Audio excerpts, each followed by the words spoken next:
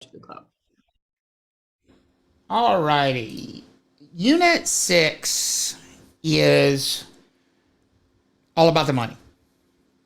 Money is important, except the fancy terminology for money in our business is financing. And 6.1 is really just an introduction to the idea of financing in real estate. How are we going to pay for property when we purchase it? And I want you to think of it this way. What we're doing is sort of building you up to being able to represent someone. We started with agency. That's the idea of representation. And we've talked about giving them advice and making sure our clients get the best possible outcome in these transactions. Well, now we want to move into how do we actually do that? What are some of the things that we give them advice about? What do you think one of the first things that we're going to have to give a client, especially a buyer client, but not just buyer clients? We'll talk about how we might have to give sellers advice about this as well. But especially our buyer clients, what's one of the very first things, as soon as they say, okay, I want you to be my agent, that we're going to have to start giving them advice about right away, right out of the gate, before we even get going really in the transaction? What are we going to have to give them advice about? Financing. I mean, how are you going to buy this property? Think about it, folks. You've never thought about it in this way because you never thought about, I'm going to be tested on this. What's one of the first things, if you've ever hired a real estate broker to represent you as a buyer, what's one of the first questions they ask you? Are you what? Are you pre-qualified? Are you qualified? Janice said, do you have any money? I love that question. Do you have money, or do you have somebody dumb enough to give you money? Because I need one of those two things to be true. Either you need to have money yourself, or somebody needs to be willing to give you some. Otherwise, it's going to be very hard for us to move forward. How many of you think it's very hard to move forward with a buyer in a transaction if they ain't got no money? Absolutely. Oh, yeah. Now, it's not impossible, by the way. I've had somebody say, well, I would ask them that before they were my client. It's not impossible for somebody who has no money to actually purchase property, and no money and no ability to loan can still purchase property. And that's one of the things we're going to talk about as part of this idea of financing. There are some outside the box ways to make transactions work that don't involve money changing hands at all. Yes. But they are very rare. And, when we talk in the class, we always are bringing everybody back to reminding you that we're teaching you how to pass the test, not necessarily how to practice the business. But if I would put one little kind of side note in there going through this section, this is one of my favorite sections because it's so informative, just about financing in general. It gives you a general outlook on it. Real life knowledge. I would say, and don't be intimidated by this section. Like, it's a little easier than I think we give it credit for. So I would kind of go into it looking for well, here's the thing. I think we have focused so much on being a payment-driven society that we don't actually think about what's happening at the base of a transaction. Right. And at the very basics of a transaction, where is the exchange of money taking place? Between what two parties? Buyer and seller. The buyer and the seller, right? Ultimately, sellers, on the day of closing at least, don't care where the money comes from. How many of you really think a seller cares where the money comes from on the day of closing? What do y'all think? No. I'm going to tell you the truth. I'm going to tell you the truth. Would it be a little bit sus if a buyer showed up with a suitcase with $500,000 and $20 bills in it at a closing? Would that be a little bit suspicious? It would. Yeah, and I ain't gonna question it. Do you think there is a single seller on earth that's going to be suspicious enough to say, no, don't give me them dollars? Or are they going to take the bag and run? At the end of the day, the seller is there for one thing on that day of closing: get their money, right? And it's up to the buyer to determine how they come up with those funds on the day of closing. Obviously, if they have cash, they can simply pay cash. But it's not common, tremendously common anyway, for buyers to have have the full purchase price in cash. And I'll tell you a secret. Even a lot of buyers who do have the full purchase price in cash still don't purchase property that way, because there's a lot to be said for keeping your money in the bank if you can do what? Use other folks' money. If you can use somebody else's money. I mean, I can't tell you how often in this business I've had buyers who could write a check for the property. I mean, I had buyers that Seth helped me with last year who bought a $900,000 house in Chapel Hill, and they were selling a $4 million house in Texas. And they wanted to buy the house in Chapel Hill first. And I remember Seth and I both had this conversation with them and said, well, you know, if you sell the one in Texas first, you can pay cash for this one. And they're like, that's not a big deal. And so I remember Seth was joking with the gentleman, and he said, well, okay, well, you could borrow the money now, and then when you sell the house in Texas, you can just pay the loan off. And the guy said, why would I do that? I'd rather keep my money in the bank. I'll make payments on it. So even people who have plenty of cash available will not necessarily choose to pay cash for the property. That's That called doesn't using leverage. that is leverage. There's a terminology. I love that. You're leveraging. It's a flex, right? I mean, to use today's terminology, it's a flex.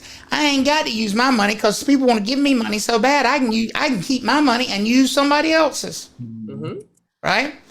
And that's what a lot of buyers will choose to do. Now, it is not common to go fully in the opposite direction either. If paying 100% cash is not common, what's all the way in the opposite direction?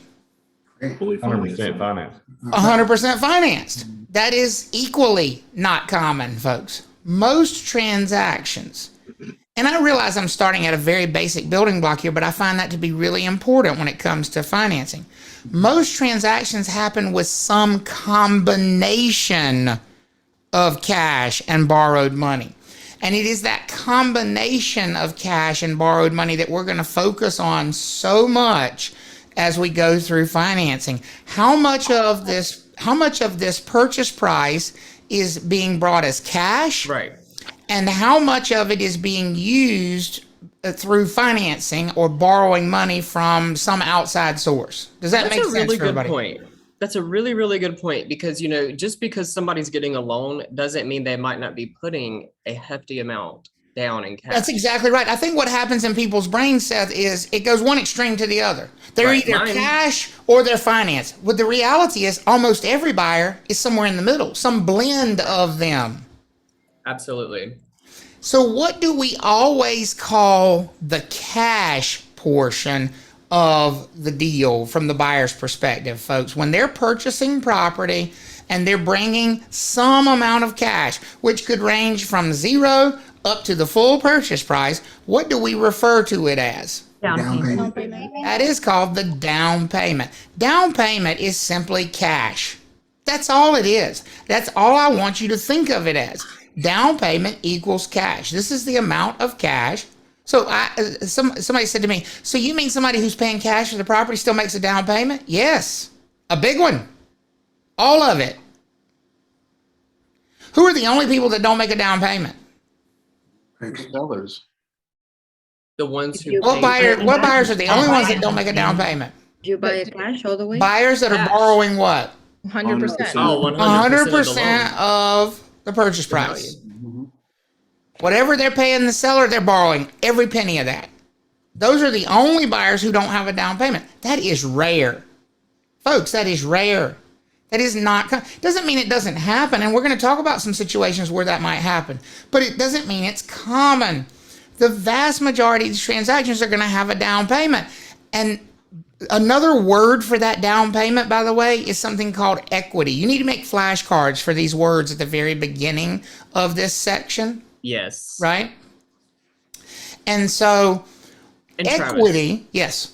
if I may, so since we're just going over a couple basic like foundational terms right now, I'm that linear thinker. So unit 6.1, we're going to focus on basics of financing. 6.2, we're going to get into specifics. Yes. So And then- 6.2, we're going to talk about specific loan types, which is why I didn't touch on the one specific loan type that was mentioned in the chat box up there, because it's way ahead of us at this point in time. It's a great thought, but it's way ahead of us. Right now, we're just talking about the very broad strokes of borrowing money. Because if you try to focus on something that's way too detailed, let me ask y'all a question now. Now you might understand what I'm saying. If we had talked about designated dual agency before we talked about exclusive seller agency, would you have been completely screwed in the brain? Yes. Oh, yeah. Or do you need the most basic type first and really understand that before you can get to more complex ideas? Basic. Give me the right? financing for dummies. Right. That's exactly what we all need. We need financing for dummies. And so the word equity is financing for dummies. Right. Equity is cash. Well, we also said what else was cash? Down payment. Payment. Here's what's that? Yeah, great It's a job. good job. Here's the You will have a only- test question that will make you connect that your down payment is equivalent to your equity. Exactly. But only on one day. Because here's the thing about equity. Down payment's a one-time number. What's the only day we talk about a down payment for somebody? The day they do what? Close. Close. Close or purchase the property. Does that make sense for everybody? Mhm. Equity is an everyday number. Your down payment never changes because you bought the house, you bought the property one time, and that was your down payment. Well, on that day, your down payment and your equity were exactly the same. They were Right. both the amount of cash you had in the property. Is everybody with me? On one specific day. On that one Equity specific changes. day. But equity is going to change every day after that. Your down payment was a one-time thing, right? So think of it this way. Think of it this way. Are your birth weight and your weight ever the same? No. No. They're never the same? The day you're I don't born, Day think you're so. born. the moment you're born. The moment you're born. Mhm. The moment you're born, your birth weight and your weight are exactly the what? The same. The same. The moment that loan is born, folks, the down payment and the equity are what? The same. The same. What happens to your weight as time goes on? Goes up. Fluctuates. Fluctuates. Mostly goes up. Correct? Yes. Right. Can go down, but it's much more common for it to go up. Everybody agree with that statement? Yes. If you don't, I hate you, by the way. But does your birth weight ever change? No. No. No. Believe it or not, at one point I weighed 8 pounds, 8 ounces. And that will never change. I do not weigh 8 pounds, 8 ounces now. I don't even think my human head weighs 8 pounds. I think I have surpassed even that part. Y'all remember that kid, right? The human head weighs 8 pounds. So when you look at equity and down payment, they're only the same when on what day? The first day. First day. And then from that point forward, while the down payment will remain what it was, what will the equity do mostly over time? Go up. It will increase. And here's why. A couple of things are happening. What is probably happening to the value of the land as time goes on? It's increasing. Going up. It's going up in value. What is also probably happening to the balance of the loan as Going time down. goes on? Down. Going down. It's Decreasing. decreasing. I could do the nay. There you go. And so if the value of the land is going up and the balance of the loan is going down, the gap between them, does that make sense for everybody? Think of it like almost like if you have the loan balance right here, you start right here. The loan balance over time comes down. It might come down slowly, but it comes what? Down. Down. Down. The value of the property might take a more jagged route. It might go up and then down, up and down, up, but it mostly goes what over time? Up. At any given moment, folks, can't we look at the difference between this number, the value and this number, the loan balance at any given time? Yes, you can. What do we call the gap between those two numbers at any given time? Equity. Equity. The equity. In other words, how much cash would the owner walk away with if they sold the property and paid the debt off? Does that make sense for everybody when I say it that way? Yes. And the further we go out in time and the further the value goes up and the more the loan balance goes down, what happens to the gap between those two numbers? It increases. Larger. It increases. Can we agree that the equity at that later date is more than the equity at that early date? Yes. Right? Everybody see where we're looking? Everybody okay with what I'm showing you here? Mhm. Right? What Yeah. you're showing me, can you repeat the statement that you just said? It was how much cash would be made by the seller if they did what now? If they sold the property today Uh, and then paid the debt off, it's the cash they have left over. Because here's the thing, Taylor. No seller is going to walk away with every penny from a sale. If I sell my house for $600,000 tomorrow, do I walk away with $600,000? No. No, that's No. that we talked about. I've got expenses we got to pay off, correct? Yes. And what's one of the biggest single expenses that most sellers have to pay off? Pay the loan first. Whatever loan balance they have remaining. Everybody okay with that? Mhm. Does that make sense, Taylor? yes. Yes. Right?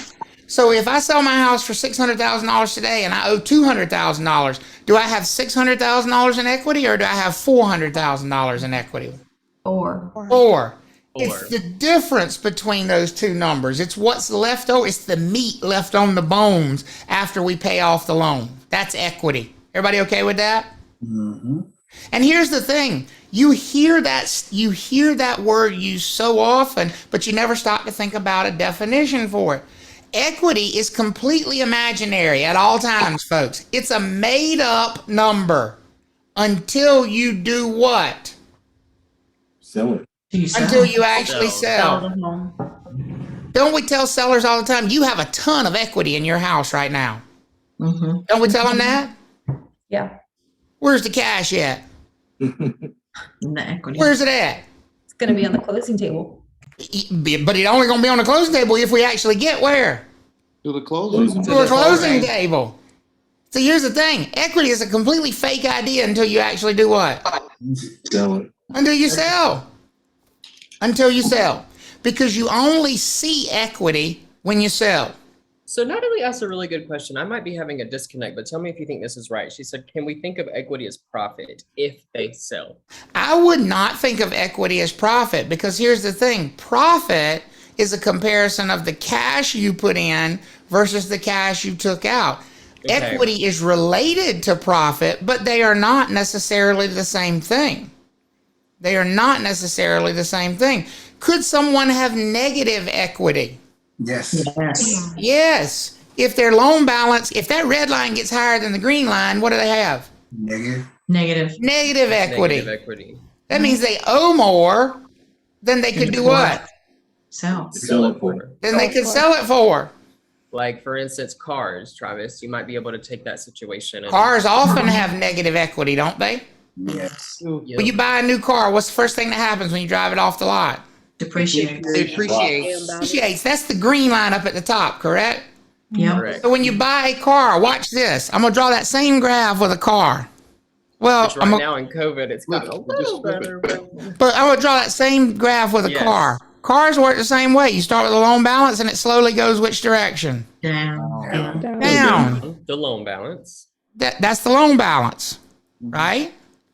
So it looks like you should be building equity. Here's the problem with a car. This is what the green line looks like on a car on day one. It's Yep. so true. Immediately.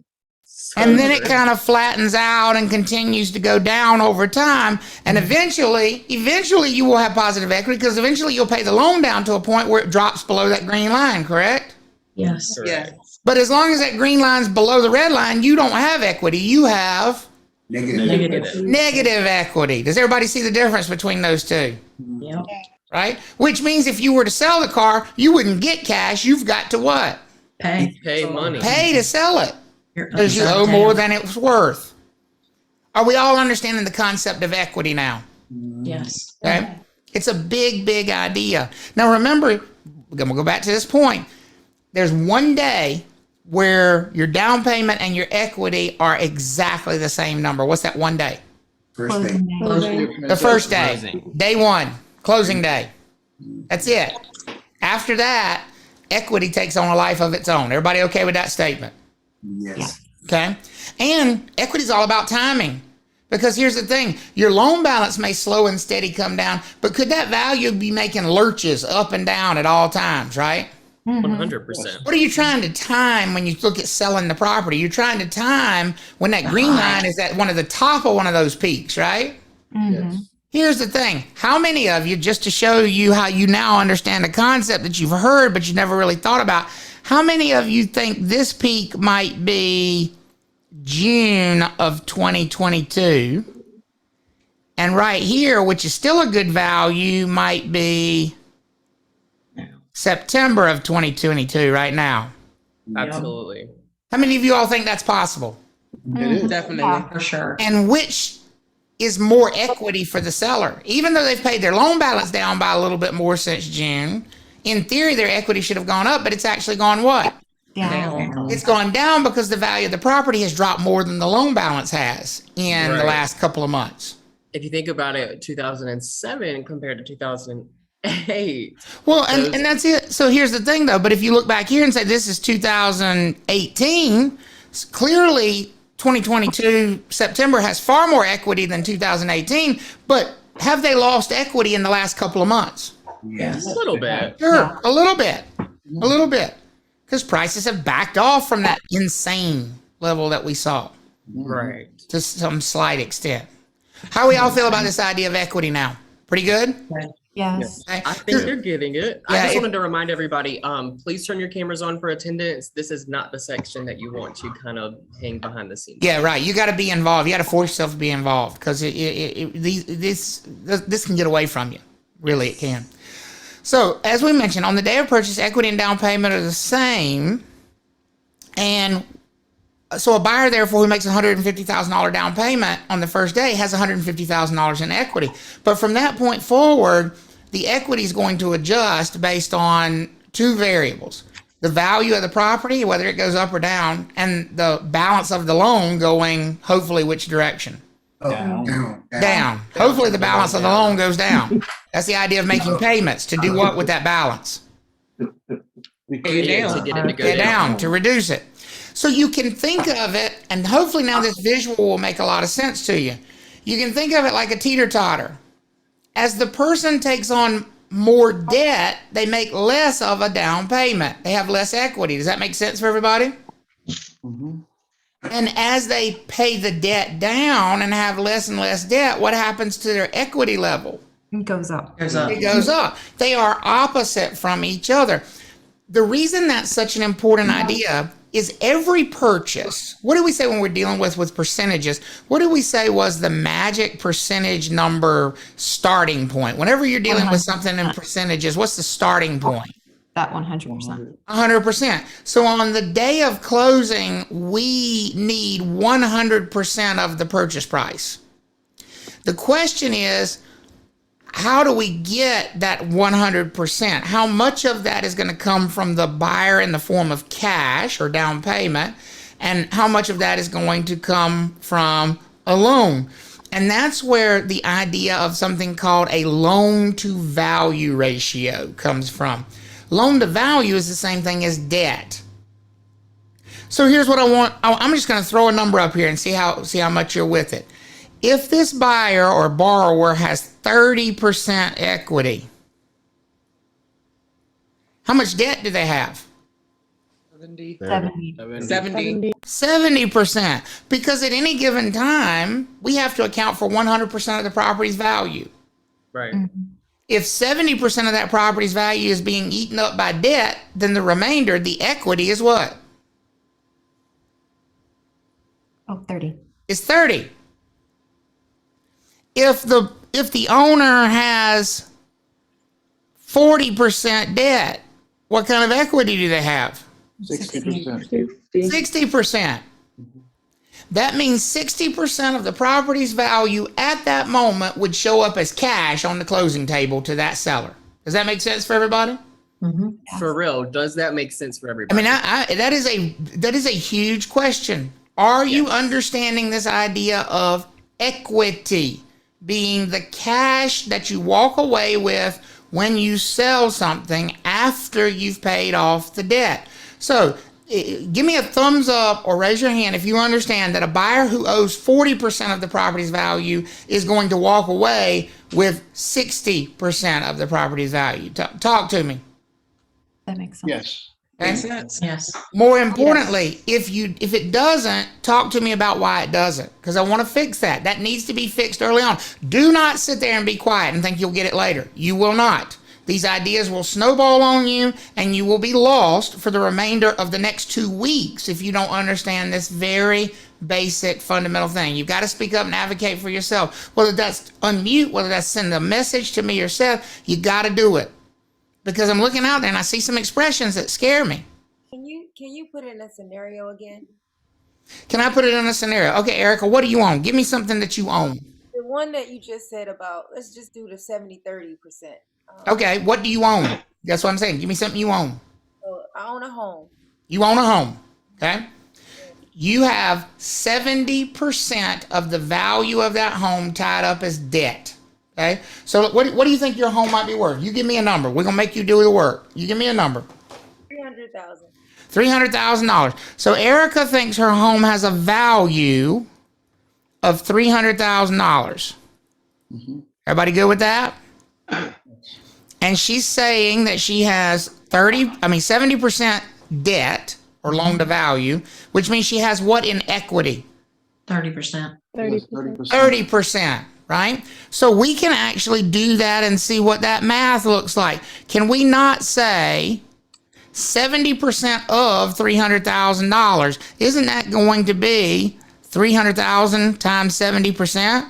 Yep. Yes. So how much debt does she have? How much money does she owe? 210. All right, Erica, you see where that number comes from? Okay.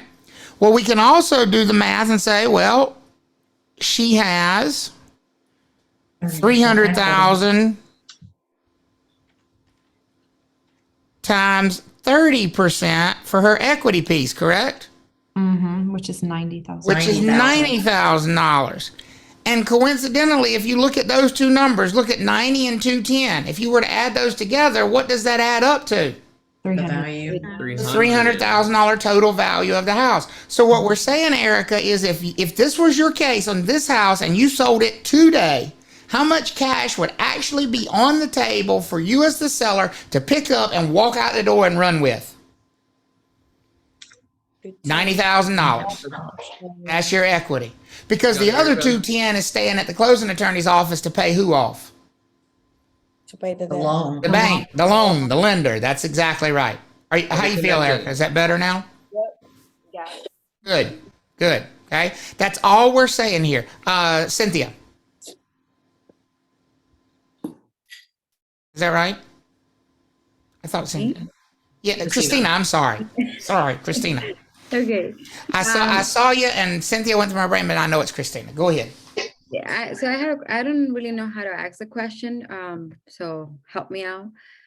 So with the down payment and the equity, I know they're the same just the day of the closing. Mhm. Equity keeps going up as well as it could go down. But the down payment, my question is with the down payment. Let's say that we put down 50K for the house. So will the down payment will always be the starting point, or No, down payment is the starting point. That's exactly right. So if she put $50,000 down, what was her equity on the day she bought the house? 50? 50,000. But now she's selling, her equity is what? 90. So what did her equity do while she owned the property? Her equity went which direction? Up. Up from 50,000 when she bought to 90,000 when she sells. Okay, now if it goes down, those 50K will go down as well. Like they're not Equity is equity. See, you don't need to down payment only exists on one day. What's that one day? the closing date. Which closing day? Because we're talking about two now. You buying it, then you're selling it later on. Which one? What's the only day down payment is even a thing that exists? When you buy the house. When you buy the property. It is gone at that point in time. It is lit on fire, evaporated. Okay, got it, thanks. Doesn't exist anymore. Because it's tied up in the what? It's tied up in the loan. It's tied up in the property, right? Whatever equity you have is tied up in the property. And the only way to get that equity out is to do what with the property? So, Is to sell. Now, Nisha asked a question, is this $90,000 what she's paid down on the mortgage? Get away from that, folks. Could she have developed this equity without paying a single dime toward that mortgage? yeah. Yes, if she finds somebody to sell the house to the day after she bought it for $300,000 and she only owes $210,000, she has $90,000 in equity even though she never paid a dime off. Does that make sense? Could she have paid $300,000 off and only have $90,000 in equity? Yes. What do y'all think? Yes. Sure. You need to understand, folks, it's not about the loan by itself when you're talking about equity. It's simply a comparison at any given moment. Not of what you've paid. Nobody cares about what you've paid. It's a comparison at any given moment of the balance remaining at that moment on your loan.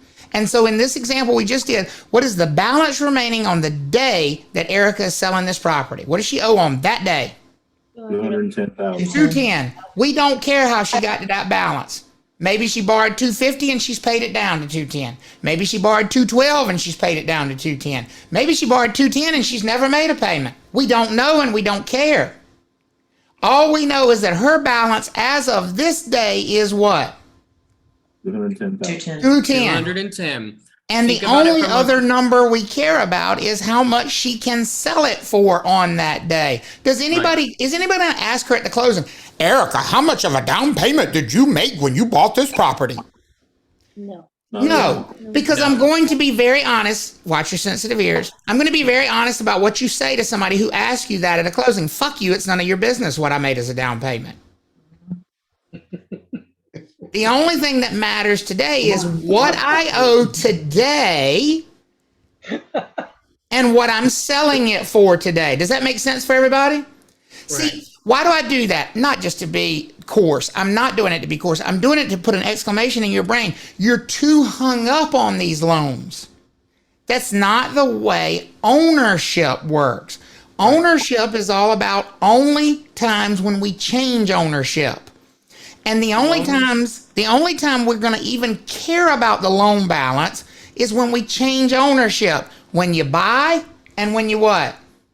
And when you sell. And when you sell, that's when equity matters. Well, and if you think about it, the loan that you get, so there's two parts to determining this equity deal. Like, you know, when you get your loan, you're getting it based on whatever the market value was at that point in time. And that also depends on what you made as a down payment. But again, there's two parts. So whatever amount that you are still paying on that property over time versus the amount you could sell it for today is your equity. Let me ask y'all a question. I'm gonna give y'all know I like an analogy. I'm gonna give you an analogy, and some of you are struggling with this.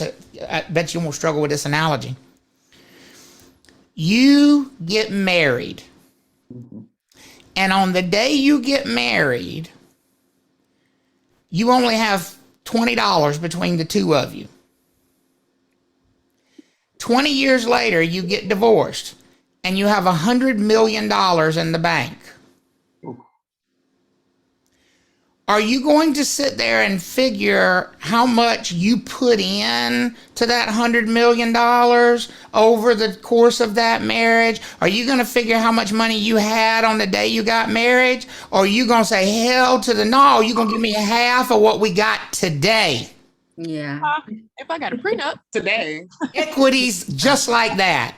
Right. Just like that. It's all about today. Does that make sense for everybody now? Yes. Right? One more example. I'm sorry. You buy a car in 2018 for $18,000. COVID has really appreciated the value of cars, so you could probably sell it for $20,000. Like, that's your equity. the difference of what you have left to pay on it Right. versus the amount. I mean, I don't know how much you owe on it, but whatever you've got, the difference between what it's worth now and what you Right. have to pay off, that's your equity, right? Paid it down to 15,000, but you could now sell it for 20. Exactly, Salma. The past is the past, right? We're focused on the here and now when we deal with equity. That's why we say equity and down payment should only be compared on what day? Buy Sell it. one day. The one Equity day and down you do payment. what? Buy the house. You buy it, you purchase the property. Down payment purchase. Down payment is gone after that, folks. It doesn't matter if you put $0 down, 100,000 down, $1 million down. The only number that matters after that is equity. And Remember? equity is more important than the actual value of the property. Folks, the value of the property is fake to the owner. The value of the property is completely fake to the owner because they will never see that number. What do they have to do as soon as they sell it? To get that money, first of all, they have to do what with the property? Sell it. Sell it. And as soon as they sell it, what do they also have to do? Pay the loan. Pay the loan. So what number is more important in the long run of things? The value of the property or the equity that's remaining after we've paid that loan off? The equity remains. Equity remaining is the much more important number. Right. Your value of the property might be, $500,000, but how much do you owe on your loan? There you when go. Purchase the property. That's your equity. Could somebody I want to remind everybody Go ahead. that we are talking about a deal between a borrower and a lender. So no matter how you purchase this property, it doesn't affect agency commission. We are not worried about that. We're not worried about agency and compensation and all that. This just has nothing to do with this. But here's what I want to point out to you. Could someone who's selling a $300,000 home have far more equity than somebody who's selling a $5 million home? Is that possible? Yes. Yes. Oh yeah. Yes, because if the one that's selling the $5 million home owes $4,900,000, they only have $100,000 in equity. Meanwhile, the little miser down the street that's selling a $300,000 house and only got a $20,000 in debt on it, they got $280,000 in equity. Are we picking that up now? Okay, Alexa. So basically, it would be the same thing. If you paid cash for the house, when you sell, you got to pay yourself back. So you're like the lender. You're going to pay yourself back. No, you don't. If you pay cash, you don't have a loan balance. Oh, I understand that. I'm using that to say that what your equity would be. Well, your equity would be the full sales price. Don't overly complicate that. If you pay cash for the property, your equity is the full sales price. Again, you want to focus on this comparison back to your down payment. That doesn't exist. Equity does not look at the past. It doesn't matter if you've owned the property for a day, a week, or how you paid for it. Equity is the difference on that day, Alexa. Right. Between what you owe, which is $0, and what you sold it for. So how much equity do you have? Well, you have the 100%. There you go. I guess where I get confused is that if I already shelled out, but again, you're confusing yourself, and that's why I said don't confuse equity with profit. Okay. Because what you're trying to do is redefine equity as profit, and they are not the same thing. And Alexa, I know where your mind is going. I know Travis knows where your mind is going, but we have to think about it from a loan perspective. Right. Equity is a snapshot in time, right? When you start comparing that snapshot back to another point in time, that's when you're talking about profit. Nisha, does that help you? Because you were the one that brought up profit, I think, earlier. Does that help? Everybody okay with that? Mm-hmm. Okay. Good. Equity is that. It's super important to get these ideas right, because I'm telling you, the way these loans work and paying them off matters so much less than just the basic ideas of what is the fundamental idea. How much do I owe right now versus how much could I sell the property for right now? And if we're not talking about smart money investing moves. We're not comparing that to how much we invested a long time ago. Right now, I could sell this house for $600,000. Right now, our mortgage balance as of this morning, because I was in the bank statement this morning, was $187,000. How much equity do we have? Sell the house for $600,000. We owe $187,000. 413. 413. Here's the thing. I don't know if that's a profit or not. I do, because I know what we've invested in. You don't know if it's a profit or not. Could we still be upside down as far as profit is concerned? Yeah. Yes. Because you don't know what we paid for the house. You don't know what we've invested in the house. And equity doesn't care, because equity is all about today. Does that make sense for everybody? Yes. Yes. Okay. And that's why I want to make sure to put the brakes on that to get it right early on. Now, when a borrower does combine these funds at closing, a borrower needs to make 2 promises to the lender, not just one. And that's a really important idea for us to introduce. And as a matter of fact, I think it's such an important idea. Why don't we pause right there, take a restroom. So before our break, we talked about, or kind of introduced, you're good, kind of introduced the idea here that when borrowers take out a loan, when borrowers finance money, when they borrow money from a lender, they all mean the same thing. I'm just using different phrasing to get you comfortable with it. The borrower has to sign 2 legal promises, not just one.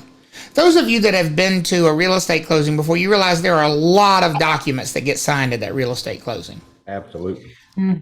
But from the borrower's perspective, there are really only 2 that matter. There's really only Borrower. 2 from the borrower's perspective. We're not talking about from We're the talking about buyers. from the seller's perspective here. We're talking about the person borrowing money. As a borrower, there are really only 2 documents that matter. One is something called the promissory note, or just the note. And we're going to go into a lot of detail about what a promissory note is in just a second. Don't worry about that. I'm not going to tell you what it is right now, because we're about to go into that detail. But I want you to understand that's just one of the promises that the borrower is making to the lender. There is a second document that a borrower has to also sign at a real estate closing when they're borrowing money. And that is called the mortgage. Now, that's a terminology you've probably heard of before. Just give me a thumbs up if you've heard that terminology before. Okay? Here is the wonderful news. You've heard that terminology before. Here's the bad news. I guarantee you everybody who's ever said it, every time you've ever heard it, had no idea what they were talking about. So whatever you think you know about a mortgage, you don't know about a mortgage. Matter of fact, I'm going to put something on the screen right here. It's going to shock something to you. Let me back up. The mortgage has nothing to do with money. How many of you all will be shocked to find out that a mortgage has absolutely nothing to do with money? No money changes hands in a mortgage. Not $1.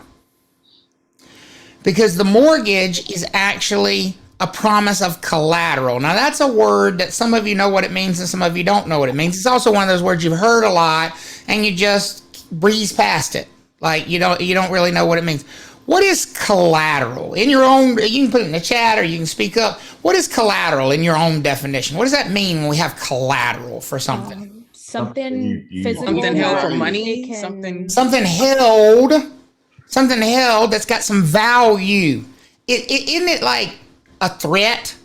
Collateral is like a threat. If you don't pay us our money, we're going to keep your what? Collateral. Your collateral.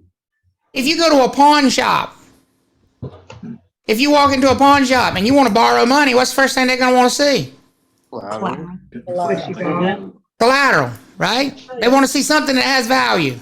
And what's the first thing they're going to do about that thing of value? Before they give you a loan, before they even ask you how much money you want to borrow, what's the first thing they're going to do about that? If you walk in that pawn shop and you want to borrow money, you say, where's your collateral? And say, here it is. What's the first thing they're going to want to do? They're going to tell you how much it's worth. They're going to appraise it. Yes. Because they're not going to lend you more than the value of Your Your collateral. the collateral. Whatever they think they could sell it for, that's going to be the absolute cap of what they would lend you, correct? Yes. Because isn't that the whole point of collateral? To have some other way to get our money if this person doesn't pay us back. Does that make sense for everybody? Mm-hmm. So see, the mortgage is a promise not to pay the money back. Mortgage is a promise that if I don't pay you back, you can keep my what? Collateral. My collateral. Except in this case, the collateral ain't gonna be a watch. It's gonna be something much more important. What's the collateral gonna be? Land. It's gonna be the land. It's gonna be the land. So glad y'all said that. Which obviously includes things that are attached to the land, like a house or a shopping center or trees or whatever. But ultimately, the land is the collateral. Is that clicking into place for everybody? Yes. Okay. Now, the document that we're going to focus on first is the one, and notice I put the dollar signs up there with this one. Which one of these deals with the money? No. Promissory note. The promissory note, or just the note. So the promissory note is the contract or document or piece of paper that's signed by the borrower on the day they take out the loan, promising to pay the lender back. That's pretty straightforward promise, isn't it? I am borrowing this much money from you and I am going to pay it back. That's pretty straightforward promise, isn't it? It is. Travis, do you mind going to the previous slide? Sure. What two of these documents? One of these two documents are going to be recorded. We're going to talk about that. We're going to talk Yes. about hold that thought, because we're going to talk about that for sure. It's a great thought, Okay. but hang on to it. Okay. So two documents that are signed at the closing table. Okay. One of them, the promissory note, deals with the money. So if you wanted to know how much money somebody had borrowed, would you look at the mortgage that they signed on the day of closing, or would you look at the promissory note that they signed on the day of closing? Promissory note. You want to know how much their monthly payment was? Would you look at their mortgage, or would you look at their promissory note? Promissory note. You wanted to know about their interest rate and whether it was adjustable or fixed. Would you look at their mortgage, or would you look at their promissory note? Promissory So if it deals with the money, you look where? Promissory note. Promissory note. If you wanted to know what property was being used as collateral, would you look at the promissory note, or would you look at the mortgage? Mortgage. Mortgage. Very good. Very good. I love that you're starting to see that differentiation. Now look at this. Look at this point down here at the bottom.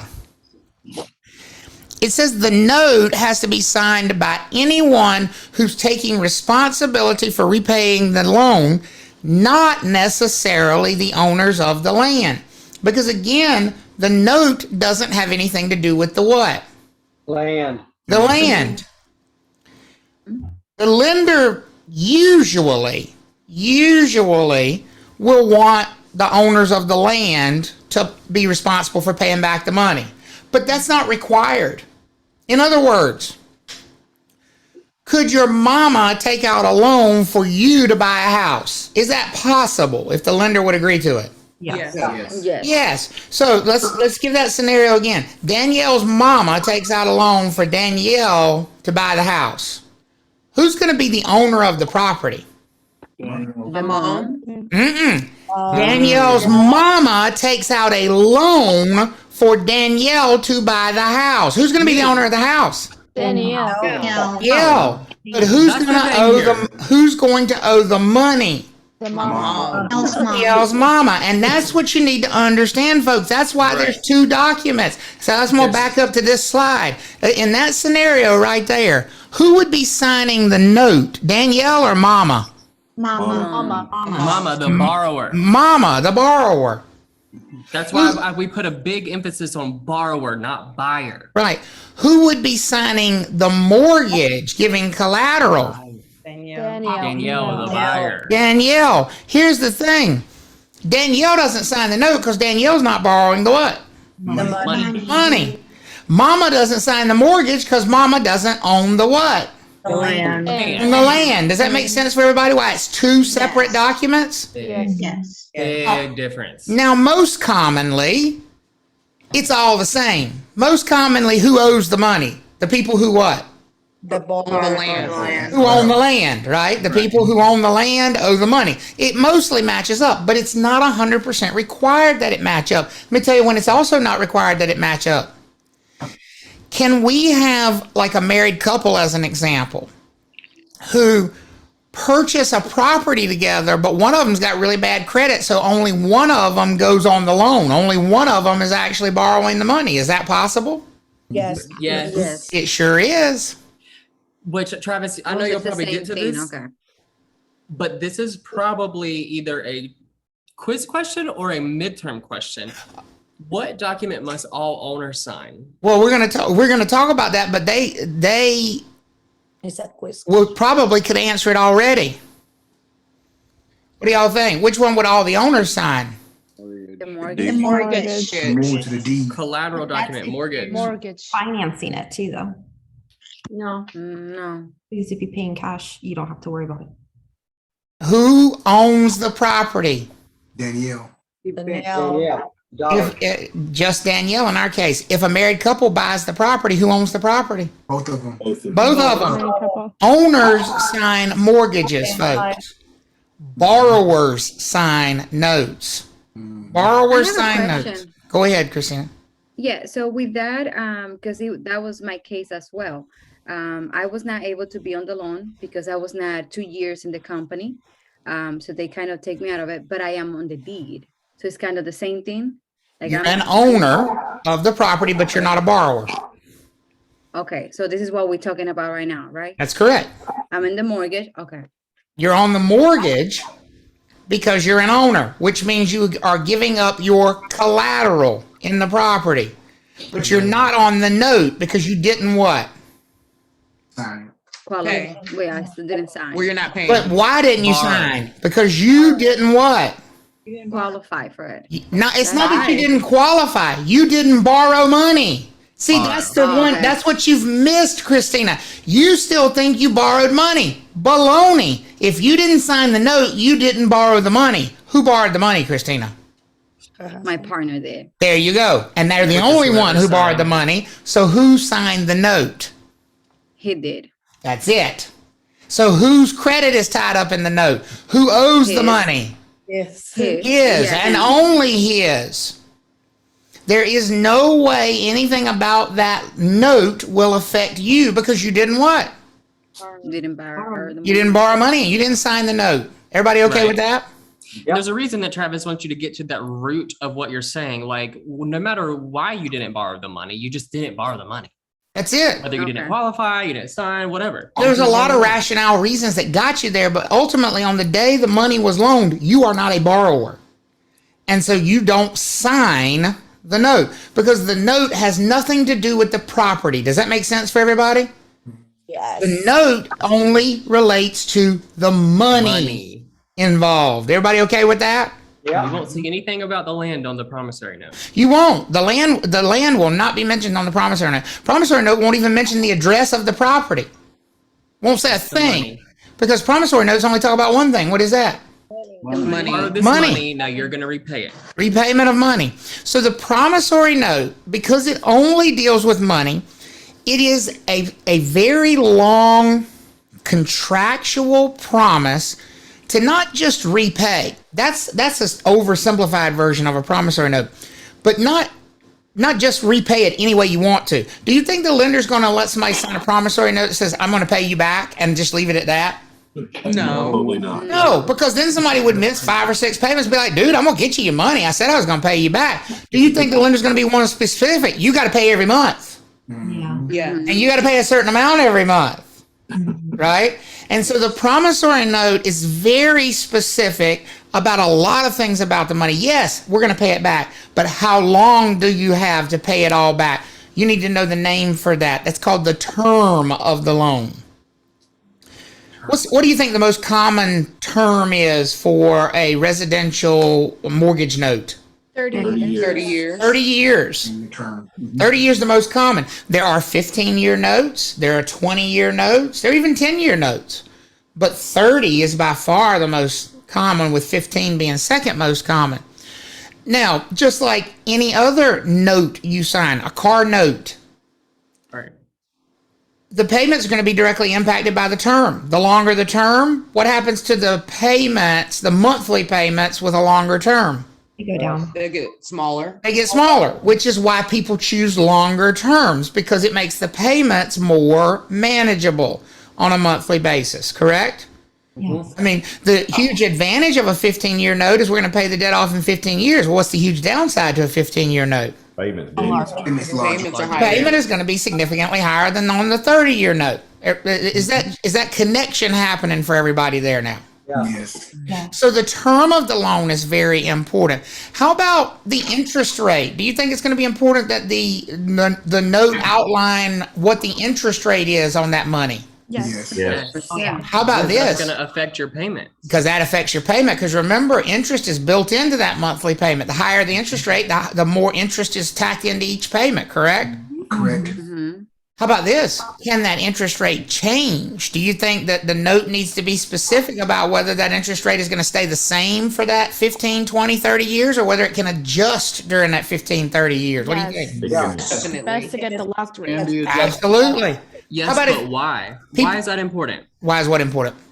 I want to see if it's connecting for them. Why would it be important for them to know if their interest rate can change? Oh, there you go. That'll change their Because that payment. will affect It your can change your payment.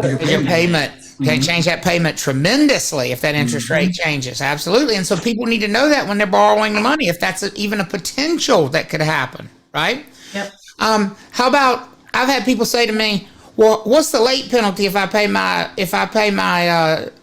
note payment late? Go look at your what? Promissory. It's your promissory note. That's going to be in there. Those penalties are going to be outlined in the note itself. Everything that deals with paying that money back, how long, how much every month, whether or not you can pay it off early, whether or not you can let somebody else take over the payments, whether or not there's penalties for being late, all of that is contained in the note. So it's going to be a lengthy document. It's a contract between what two parties? Who do you think are the two parties that are agreeing to this promissory note? Lender and the borrower. Lender and borrower. We don't want to call them buyer. We want to call them borrower. Yes. Lender We are and being borrower. technical in that. They very often are the same thing, but it's not required that they be the same thing. Remember on an example, Danielle's mom takes out a loan so Danielle can buy a house. Right. Well, in that case, Danielle's mom is not a buyer, but she is a borrower. She's not an owner. The mom. Right, exactly. So we're talking about borrowers here. The note is as good as cash once it's signed. It's like an IOU. And it's as good as cash for whoever finds it, for whoever has it, for whoever holds it. So these notes are very important to the lenders because they represent not only a big amount of money that's owed, but don't they represent like a stream of income on a monthly basis to these lenders? Yes. Yeah. See, that note entitles that lender to collect money on a monthly basis. And here's what I want you to understand. The value of the note from the lender's perspective is often much more than the actual balance of the loan. The balance of the loan is how much the borrower would have to pay right now, today. It's like a lot like equity, right? How much somebody would have to pay right now, today, in one lump sum payment to eliminate the loan, take the balance down to zero. That is the loan's balance. Does that make sense for everybody? So I can't remember who had the 210. It was Erica. Yeah. 210,000 loan. That loan is worth more to whoever holds the promissory note. Way than more. 210,000. Let's just show you how much more. I'm going to give you an example here. It says Sally borrows $415,000 from Wells Fargo, which she will repay over the next 30 years at an interest rate of 6.5% with a monthly payment of $2,623 a month. By the way, folks, that is a very real calculation. On a $415,000 note at 6.5% interest, that is the monthly payment, $2,623. By the way, by the time we finish financing, you're going to be able to come up with that payment. You're going to be able to create that payment and know how to create a payment for a loan. It's coming, okay? All right, but that would be the payment. Right now, I'm just giving you the payment. $2,623 a month. Now, again, how much money has Sally borrowed? What's her loan balance? $415,000. $415,000. That means if she had $415,000, she could write a check right now today for $415,000 and she would not owe any money. Does that make sense for everybody? Yes. But here's what I want to show you. Look at how much more value that note has for Wells Fargo, because it entitles them to collect $2,623 per month. How many months a year? 12. 12. Folks, that is $31,476 per year in payments that Sally's going to make to Wells Fargo. Does that make sense for everybody? Yes. Yes. Yes. And if that is a 30-year note, could we then take that number and multiply it times 30 years to get the total repayment on that loan? Yes. Yes. Sally is going to pay Wells Fargo, folks, $944,280 if she makes all of her regularly scheduled payments for 30 years. I just want to point that out to you. If she makes all of her payments for 30 years, even though she only borrowed $415,000, she is going to pay back a whopping $944,280. Is that valuable to Wells Fargo? Yes. Absolutely. That's how they make money. That note has tremendous value to Wells Fargo. Right. And Everybody getting that? And it could have value to somebody else too, because if Wells Fargo doesn't want to, here's the great side is that's a lot of profit for Wells Fargo. What's the downside? It takes them how long to get it? 30 years. 30 years. 30 years. 30 years. And look at Shinar. She's already doing the math over there. That's really good, by the way, Shinar. You know what you just taught yourself to calculate? You just taught yourself something, Shinar. Anybody know what Shinar just taught herself to calculate when she put $529,280 in there? The equity. Not the equity. The profit for the Wells Fargo. Okay, and what do we call profit when we're talking about a lender? What's the name for profit for lenders? Interest. Interest. Paid over Wells the life Fargo of is going to collect $500 and some odd $1,000 in interest over the life of that loan. Because all she did, Shinar said she took the $944,280 and subtracted how much of that was actually money that Wells Fargo had to loan out. $415,000. $415,000. And so there's your $944,280 minus $415,000, $529,280 in interest. You better work, chick. Good job, Shinar. That's Shinar, huge. you just calculated interest over the life of a loan, by the way. And that's a math test question. It is. That's going to be a math test question. Okay. Now, I do want to mention, though, that monthly payment, remember, that entire interest and principal, so the $944,280 is factored into that monthly payment. That So monthly what the lenders- payment includes all repayment, principal and so interest, right? What the lender is like calculating into that, they're saying, this is how much it's going to cost you to repay this loan, plus the amount that I'm charging you to borrow the money. Yep. Okay. So that note has tremendous value in the marketplace. And here's the thing, Nisha. And I know why you do it. It's a natural thing. Nisha said more than the house itself. Here's the thing. From the finance side, the house doesn't exist. Wells Fargo doesn't care about the house. Wells Fargo cares about money out and money back in. It's all money to them. And so we're looking at it through the lens of the lender. For them, they're saying we're willing to shell out $415,000 now so that we will collect $944,280 over the course of the next 30 years. That's what that transaction really is to Wells Fargo. Does that make sense for everybody? Okay. Now, of course, those numbers can be changed significantly if Sally pays it off earlier. I mean, that's very clear, because if Sally had the money, she'd pay it off today. And how much would it cost her to pay it off today? $415,000. So hopefully it becomes clear that the faster you pay them off, the less you pay in what? Interest, right? The extreme example is, of course, paying it all. But do you think even one extra payment a year would make a big difference in this final number here? Definitely. It would. because you're paying interest based on how long you owe the money. The faster you pay it off, right? The faster you are going to stop paying interest and the less interest you will pay in total.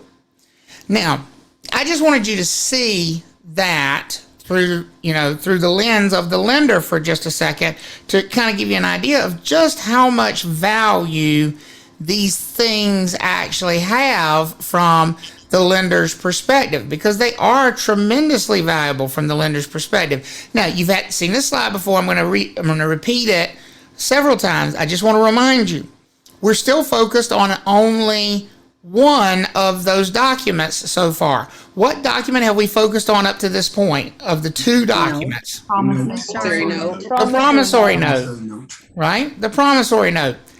Now we want to talk about the other document.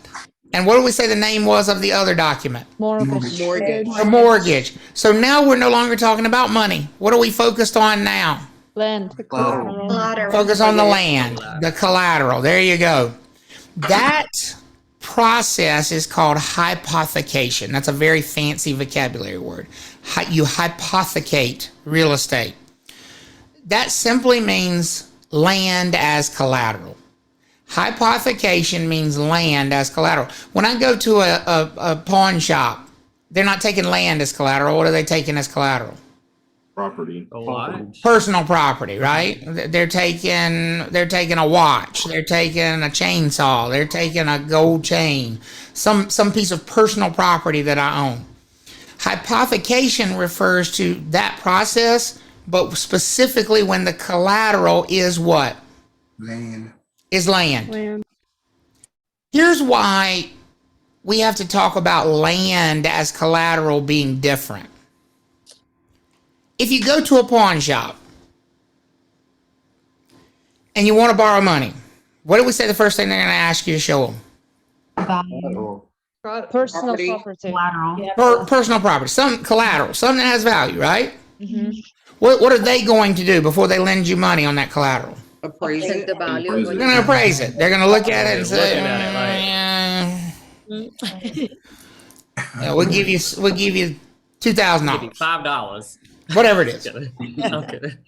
Now, are they appraising it because they just want to do you a favor and tell you what they think it's worth? Or are they appraising it to protect themselves to make sure they don't loan you too much money? Protect Yes. themselves. They're appraising it to protect themselves and make sure they don't loan too much money. And by the way, their appraisal's probably not going to be super generous. How many of you think that their appraisal's probably going to be a little bit low just to be protective? What do you think? Yep. Yeah. They're Yeah, gonna be a little sensible. frugal. Same thing that real estate Uptight. lenders do, folks. Just because a buyer and a seller have agreed that the buyer will pay $500,000 for the property, does that mean the lender is going to agree that the property is worth $500,000 to base a loan off of? No. No. The lender's not going to take the buyer's word for it. The lender's not going to take the seller's word for it. What do you think the lender's going to have done before they lend $1 on that property? Appraise it. Appraised. They're going to have it appraised, and they're going to base their lending on that appraisal. Who knew that real estate loans work just like the pawn shop? But they do. It's the same thing going on. Here's the big difference between a real estate loan and the pawn shop. What is the pawn shop going to do with your collateral while you're making payments on that loan? They'll hold on to it. Hold on. I'm not walking out of there with this in my hand, correct, or on my wrist. No. Correct. If this is the collateral of the pawn shop, where is it staying? At the pawn The shop. pawn shop. Staying at the pawn shop. They have the ultimate protection because they're going to hold on. Now, they can't sell it. They can't do anything with it. As long as I'm paying as promised, they're just going to hold it until I do what? Until you pay it. Pay it off. Until I pay Or them you don't back. pay. So whenever we're talking about pawn shops, does anybody else get like North Myrtle Beach pawn shop? Like, sorry if that's just me. Every single time. That's what I think Listen, of. some of us grew up in Eastern North Carolina and we regularly shopped at the pawn shop. So it's a good analogy for the rest of us. You leave us I'm alone. just saying. Okay? But it's the same process. Here's where it's different, though. And this is why pledging land is different. The pawn shop, the lender, Bank of America, Wells Fargo in this case, they can't take the land and put it in a safe in the back of the bank. Right. Land doesn't work that way. We got to find another way to secure it. We got to find another way to secure. I love the way you said that. We got to find another way to secure that interest, because if they could, they would lock the land up and not let us use it. They would. Oh. Cut it like a cookie. Until we paid it off. But land doesn't work that way. Here's the thing. If they took the land away from us, they would have to maintain the land, wouldn't they? Yes. Right. Yeah. They don't want to do that. And the odds are you would not buy something that's going to take you 30 years to pay for if you couldn't use it for that whole 30 years, would you? No. No. So we need a different way when it comes to land, because we're making this payback period be so long, and because land is just inherently different than personal property, we're going to talk about something called a lien. A lien is the legal equivalent of the bank taking that property and locking it up in a safe. Because a lien gives the bank the right to do the one thing that they would do with your watch if you didn't pay. What would the pawn shop do with your watch if you didn't pay? Sell it. Would sell it. So what do you think a lien gives the lender the right to do in real estate? Sell it. Sell the property. To sell the land. And if It you want to think gives about them the right to sell the land to get their money. it, it gives them a right to dangle it over the borrower's head and saying, "Oh, you're not going to pay us our money? Okay, we're going to force you to sell your land to pay our money now." That's exactly right. Which is the threat of something called foreclosure, right? Now, just like the pawn shop, the bank can't just decide willy-nilly that they're going to, that's not what a lien is. They can't just decide they're going to sell your land. Under what circumstance can the pawn shop sell your watch? Stop paying. Only if you don't pay. If you don't pay as promised. Under what circumstance can the lender in a real estate loan situation force the property to be sold by using their lien? Start making payment. payments. Stop paying. Same thing. That makes sense for everybody? Yes. Now, here's the big difference though. We're going to let the property owner continue to use and occupy the land. It does nobody any good to take land out of use. Does that make sense for everybody? As a matter of fact, couldn't the value of the land very well go down if we take people out of it and don't let them use it for the next 30 years? If nobody's there to maintain it, if nobody's there to fix it up, couldn't the bank end up with something that's not really worth selling at the end of 30 years? Yeah. Yes. So they actually need us to continue to use and occupy and maintain the property so that they keep good collateral. So they're going to let us continue to use the property. We are still the owner of the property. That's another thing. I don't ever want to hear you say the bank owns the property. The pawn shop does not own your watch. Otherwise, why would they keep it? They're holding it. The bank does not own your land. They're holding it with a what? Lien. With a lien. Is that making sense That's for correct. everybody? Everybody good with that? Yes? No? I hope so. Yes. Okay. Need to make sure you're good with that connection. Now, when it comes to liens, there are two types legally. There are liens that are owed by people, which we really don't spend much time at all on in this class because this is not a class to help you buy and sell people. This is a class to help buy and sell land. So which one of these two types of liens do you think we're going to talk about? The liens that attach to land or the liens that attach to people? Land. Land. Liens that attach to land. Here's the truth, folks. A promissory note is a lien that attaches to a person because they sign it promising to repay the money, correct? Yes. That's why if they don't pay it back, it screws up their credit. That's why we talk about the person owing the money.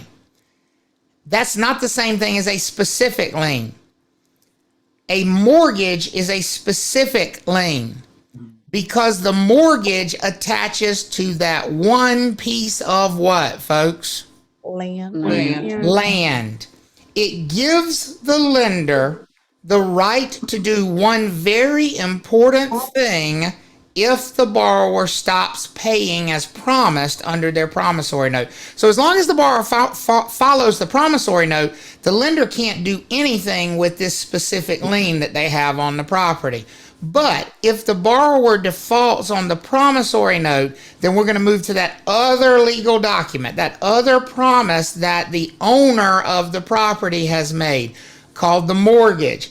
And what does that mortgage allow the lender to do based on the lien that mortgage is placed on that property? The right to sell. That's collateral. The right to sell it. And that's another thing I want you to think of and understand. Foreclosure does not represent the right to take the property. The lender is not taking anyone's property in a foreclosure. The lender is exercising their right to do the one thing that a specific lien allows them to do, which is what? Sell it. Sell it. Force the owner to sell it. Everybody with me on that statement? By the way, that's where the word foreclosure comes from. It is literally a forced closing. It is the lender forcing a closing. It is the lender saying to the owner, all right, we're tired of messing with you. You're going to sell this property now, whether you what? Like it or not. Whether you like it or not.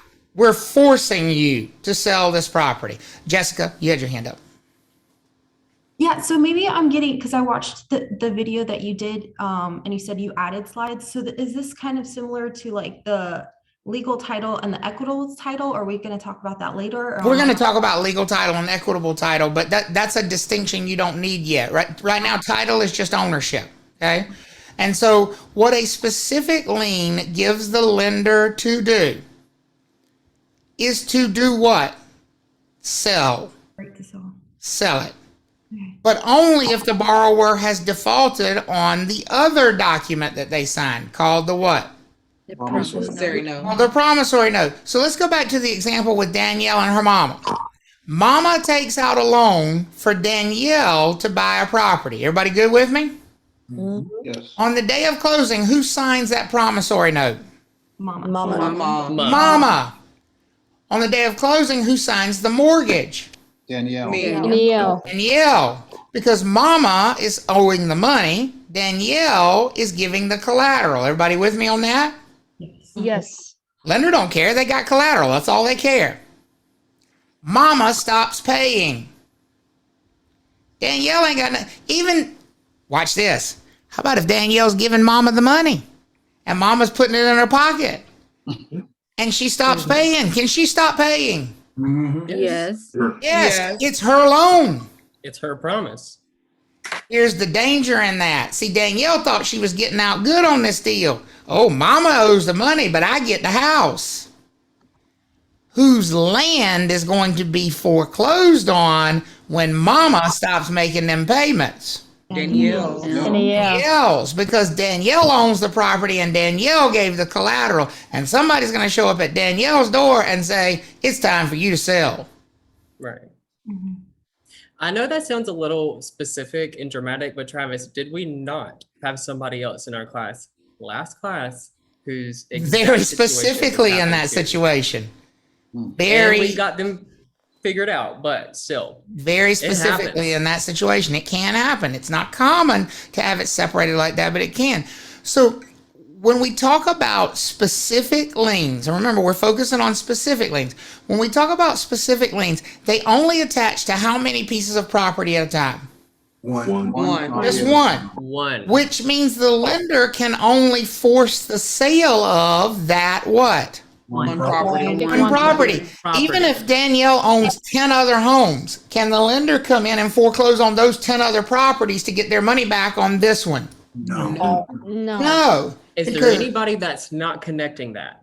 Right. That's a big kind of like waypoint. You need to make sure you're good there. That specific lien only gives the lender the right to what?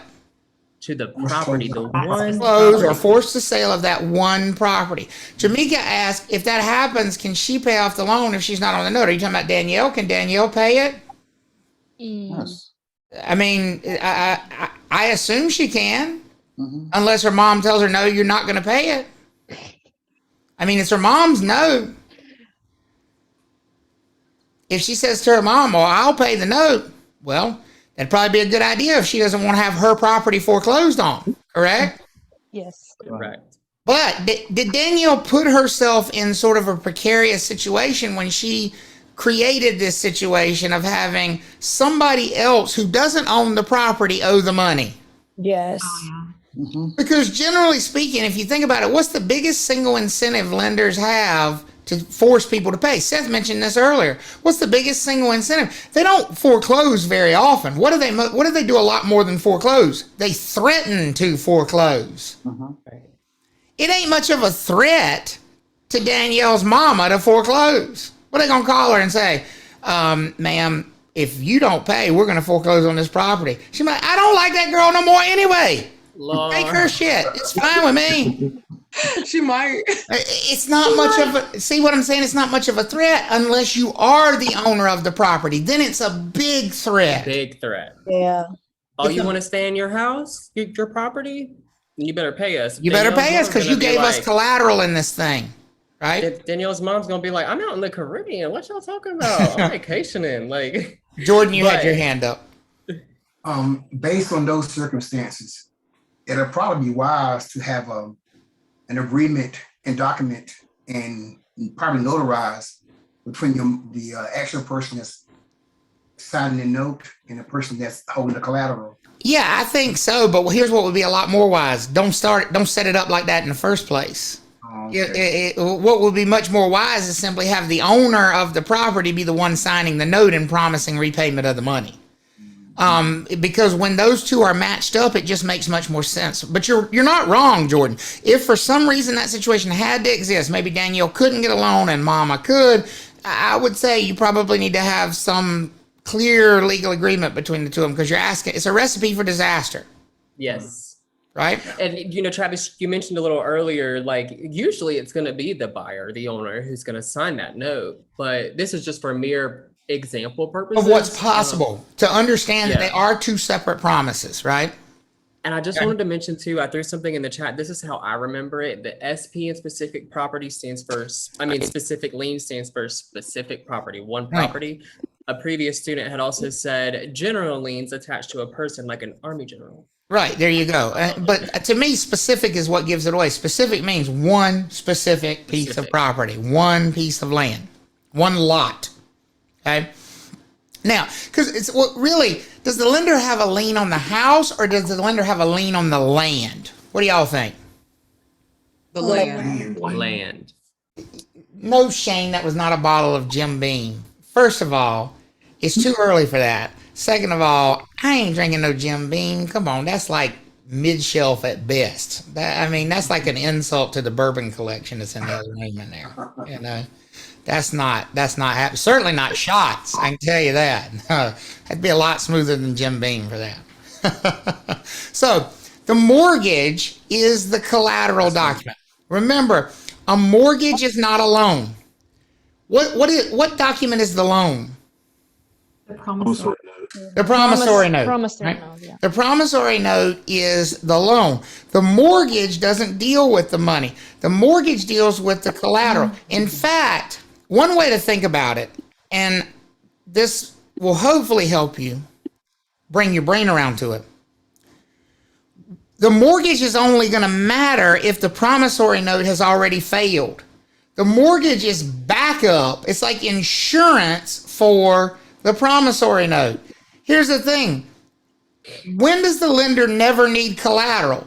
If the borrower makes all the what? Payments. If the borrower pays as they promised they would in the promissory note, is anybody ever going to care that the lender has a lien against this property? No, they're not going to. It simply doesn't matter. It simply doesn't matter. We're going to pay. And eventually when it's paid off, what's the lender going to do with their lien? Once the debt has been satisfied on the promissory note, what are they going to do with the lien? Remove it. Remove it from the property. Their ability to force the sale of the property goes away once the debt has been satisfied. Does that make sense for everybody? Okay. So really we're only looking at the mortgage if the promissory note has already failed. If the borrower has already defaulted on the promissory note, then we have a problem. Then we have to look at the mortgage, because then it becomes a question of, okay, is the lender going to bring out the big guns? Is the lender going to actually move forward and take the bull by the horns and say to the borrower, we're not letting you make this decision anymore. We're going to force you to do what with this property? So, We're going to force you to sell it. And that's what a foreclosure is, okay? Now, when Hey, we Travis. do, yes. Before you got into this, I just remembered a question somebody sent me privately. I said, hold that thought. They said, do all properties have specific liens automatically? Well, not necessarily. I mean, somebody could own a property free and clear and there be no loans, there be no anything attached to it, no debts at all attached to it. But those properties are pretty rare. Because even if somebody doesn't have a loan specific lien attached to the property, they may have some property taxes that have not yet been paid for the year. Those would become specific liens. There are lots of other specific liens that we're going to talk about as we go through the class. It's not just loans. Anytime debt is owed related to real estate, it's probably going to result in a specific lien. But it is possible for a piece of property to have no specific liens. If the owner owes nobody any money related to that property, that is a property free of what? liens. Free of liens. So Travis, debt and liens is the same, can be the same. Not always is the same, but can be the same, right? They can be. Let me tell you where they overlap, Erica. When it's land that owes the debt. When you talk about specific liens, it's not the person who we care about anymore. It's the land. Because ultimately, what's going to satisfy that lien? What's the last stop along the way? We're going to try everything else before we can do before that. We're going to try to get a person to pay. We're going to beg the person to pay. But ultimately, we can't collect the money from the person on a specific lien. What do we have to collect the money from to get a specific lien paid off? By selling The it. land. The land. And the only way you can collect money from land is by doing what with it? Selling it. By selling it. So it's okay for me to, I'm sorry, to think like mortgage and lien are pretty much the same thing. A mortgage is a type of lien. There are lots of other types of liens, but a mortgage is a type of specific lien. Okay? Thank you. It is one example of a specific lien. Now, remember from the very beginning, and there are other liens that we're going to talk about that attach to people. There are other liens that we're going to talk about that attach to land. But for right now, we're focused on one very, very individual case, a specific lien called a mortgage, which is created by a lender who is reserving the right to sell that property and get their money back. Okay? Now, early in the class, we said you could stick OR or EE on the end of most words in this class to tell who was doing what in a certain situation. I remember that Giving or discussion? receiving. The one giving and the one receiving. Yes. Mortgage is one of those terminologies that you can do that. We're going to have a mortgage or, and we're going to have a mortgage E. First, define mortgage. And remember, I will point out, I'm going to help you here. Mortgages have nothing to do with money. What is a mortgage? Ownership. Collateral. It's not ownership, but collateral. It's close to ownership. It's collateral. It is a promise of collateral. It is a promise of, if I default on paying you back the money that I otherwise promised you I would pay, then you can do what with my land? You can Sell sell it. it. You can sell it to get your money back. So Not a mortgage is a promise of collateral. So the OR person is always the one giving up something, correct? Yeah. Yes. Who do you think in the relationship between a lender and a borrower is giving up the collateral? Who is saying, Lender. promise you Borrower. can sell my The land? borrower. Lender. The I borrower. promise you can sell my land. I promise you can sell my land. I The promise mortgagor. you have collateral to sell my land. Who does that sound like? Owner of the land. Borrower. Borrower. I promise you can sell my land, Zeta. The bank doesn't have any land. I promise you have collateral. The bank doesn't have any collateral. They need us to give them collateral. Who has the collateral, folks? The borrower. The borrower. The borrower does. Owner, borrower. The You can't borrower. answer instinctively on this one. You cannot. And here's what you're doing, and you don't realize you're doing it. You hear mortgage, and you still think what? Money. Dollar bill, y'all. And that ain't what a mortgage is. It's land. It's close to Mortgage together. is the collateral piece. The lender's not giving collateral. The lender is what? Receiving. Receiving the collateral. So who's the mortgagor? Who's giving up the collateral? The borrower. The owner. The borrower / owner of the land. Does that make sense for everybody? So in our Danielle and Mama situation, Danielle would be the mortgagor because she is giving the bank collateral. She's saying, here's my land to use as collateral. Does that make sense for everybody now? So then therefore, what would we call the bank in this relationship? Mortgagee. The bank would be the mortgagee because they are receiving that promise of collateral. Here's the appropriate way to use the word mortgage.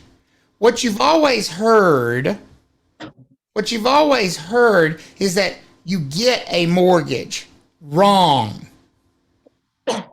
A borrower does not get a mortgage. A borrower what? Gives. Gives a mortgage to the bank.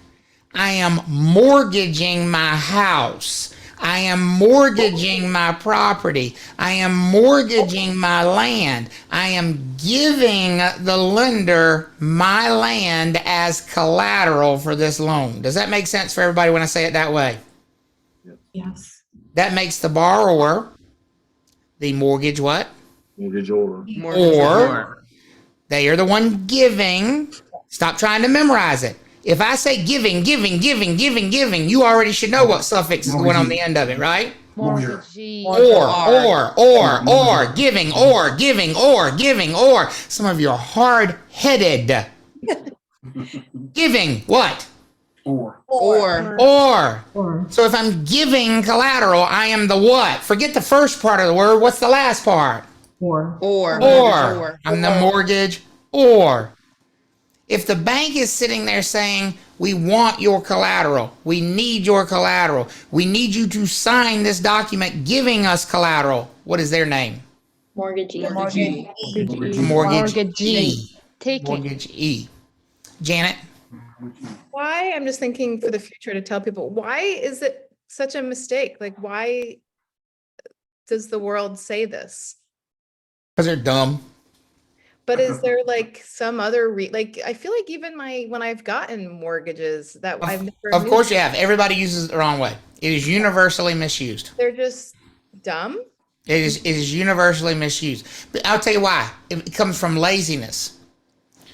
It is appropriate to say you went to the bank and you got a mortgage loan. Because what you're saying is you got a loan based on the fact that you were willing to give the bank a mortgage, right?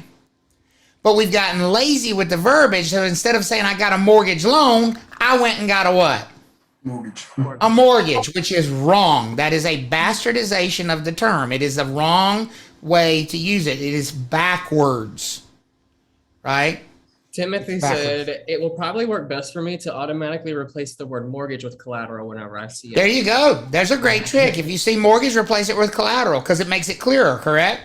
Banks don't give collateral. They don't need to give collateral. They're the ones giving up the money. They receive. Banks need to get collateral, correct?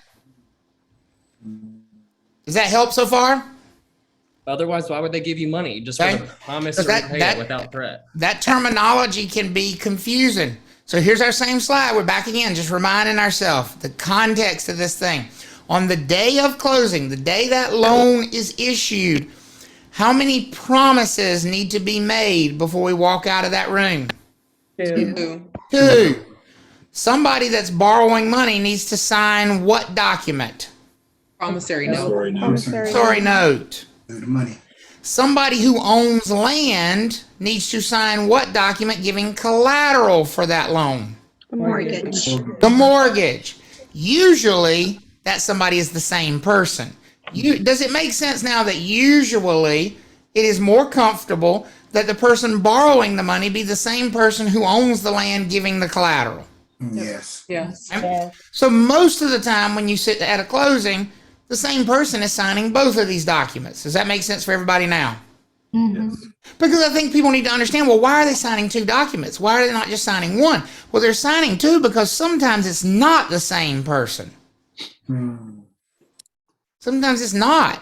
Doesn't have to Christine's be. example, which is perfectly fine.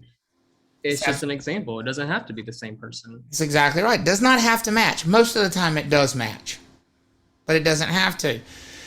As far as the repayment goes, what document are we focusing on? If we're focusing on the money and the repayment and how much somebody's monthly payment is and how often they have to make it and how many years, well, what are you doing? Promissory note. Promissory note, or just the note, right? The note makes the rules of repayment. How long they have to pay it back, what the interest rate is going to be on that repayment, how much the monthly payments are there penalties associated with paying it late? It is necessary to have both documents because the bank needs to feel comfortable that they have a promise to pay. That means they can go after you personally with what kind of a lien? What kind of lien can they put on you personally? What's the name of the lien that they can put on you personally? General lien. And they can also go after your land if you don't pay. What's the name of that kind of a lien? Specific. That's a specific lien. Does everybody see the difference now? Yeah. Two documents create two different types of liens. One creates a lien against the person borrowing the money. One creates a lien against the land as collateral. Everybody with me on that? Okay. Now, it is really important to remember that one of these is associated with a person, and the other one is associated with the what? Land. Land. Let me tell you why that's going to be so important. What if ownership of the land changes? Does this debt get erased from the land simply because the land now has a new owner? No. Satisfied. No, it does not. So one of the first things you need to look at as a buyer, folks, when you are purchasing property, purchasing land, is to see if there are any liens attached to that land. Because if you buy the land, the fleas come with the dog. Does that lender still have the right to foreclose? Let's just throw this out there, because I've seen Danielle. I've seen the look in her eyes. She's one of them sneaky ones. Let's say that Danielle has signed that mortgage giving collateral in this land. Everybody with me so far? Yes. Now, she does not owe any money because who signed the promissory note borrowing the money? Her mama. Mama did. And she knows mama's not making those payments.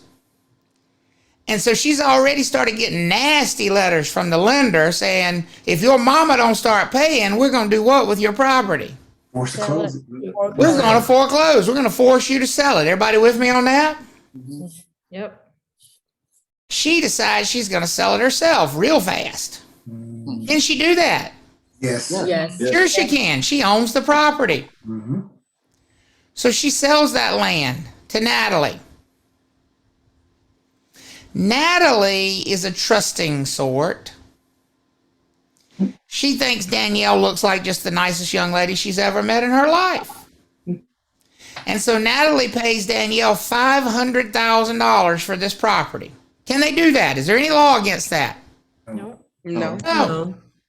And Danielle transfers ownership over to Natalie. Danielle does not mention to Natalie that there is a outstanding lien against the property. And you know what? That's okay too. Folks, go back to agency. Is Danielle in any way obligated to disclose anything about that property as the seller of the property? No. No. She is under no obligation to disclose anything about the condition of that property or the legal issues surrounding that property. Who does that all fall to if there's only a buyer and seller involved in the transaction? Buyer. The buyer. Buyer. And Natalie was just as trusting as she could be, so she gave Danielle $500,000 for the property, and Danielle signed the property over to her. Is the debt still attached to the property via that specific lien, folks? Absolutely. It is. Can the lender now foreclose on Natalie's property, even though Natalie never gave them permission to do so? Yes. Yep. Yeah. Yes, because she should have known that that situation existed before she bought the property from Danielle. Right. And And so- Christina's comment, back to the bullfrog had wings. He wouldn't waste his time bumping his rear so much if he had wings. Yes, to your question, but in this situation, Travis had said that they were unrepresented. It was just them two. Well, right. So Christina's question was, and to the broker agent, if we're being represented, sure, but that's a big if. In our case, we didn't mention anything about representation. So right there, did you just learn the importance of representation right there? Yeah. Because if Yes. if there had been a real estate broker involved in that situation, it really wouldn't matter if it had been a buyer's agent or a seller's agent, because any agent would be obligated to disclose what? Material facts. Material facts. How many of you think this would qualify as a material fact about the property, that there's a lien against the property? Oh, yes. Absolutely. Absolutely. Don't you buy that from that FISBO. Don't you do it. Because I'm telling you, they don't have to say, and they're not going to. Danielle is not going to tell Natalie about that lien, folks.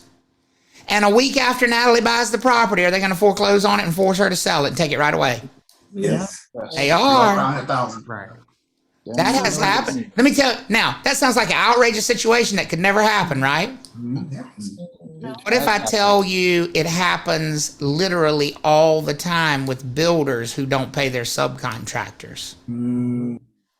What if I tell you it literally happens all the time when buyers go directly to builders? Because again, the builder is simply a what? FISBO, basically, right? They're a FISBO. Seller, FISBO. They're a seller. And that builder hasn't paid any of the subcontractors who worked on that property. They sell it to that poor unsuspecting buyer. They don't tell the buyer that they haven't paid any of those subcontractors. And those subcontractors all have what against the property to make sure they get paid? Liens. Liens, which give them the right to do what? Foreclose. Force the sale. Wow. Foreclose. Force to the seller. I'm Rose- telling you, material facts are a bear, man. That's why our job exists right there. That's why this profession exists. How many of you think that that right there is worth having real estate brokerage as a profession just to make sure buyers are made aware of those very simple things in the transaction? Yes. 100%.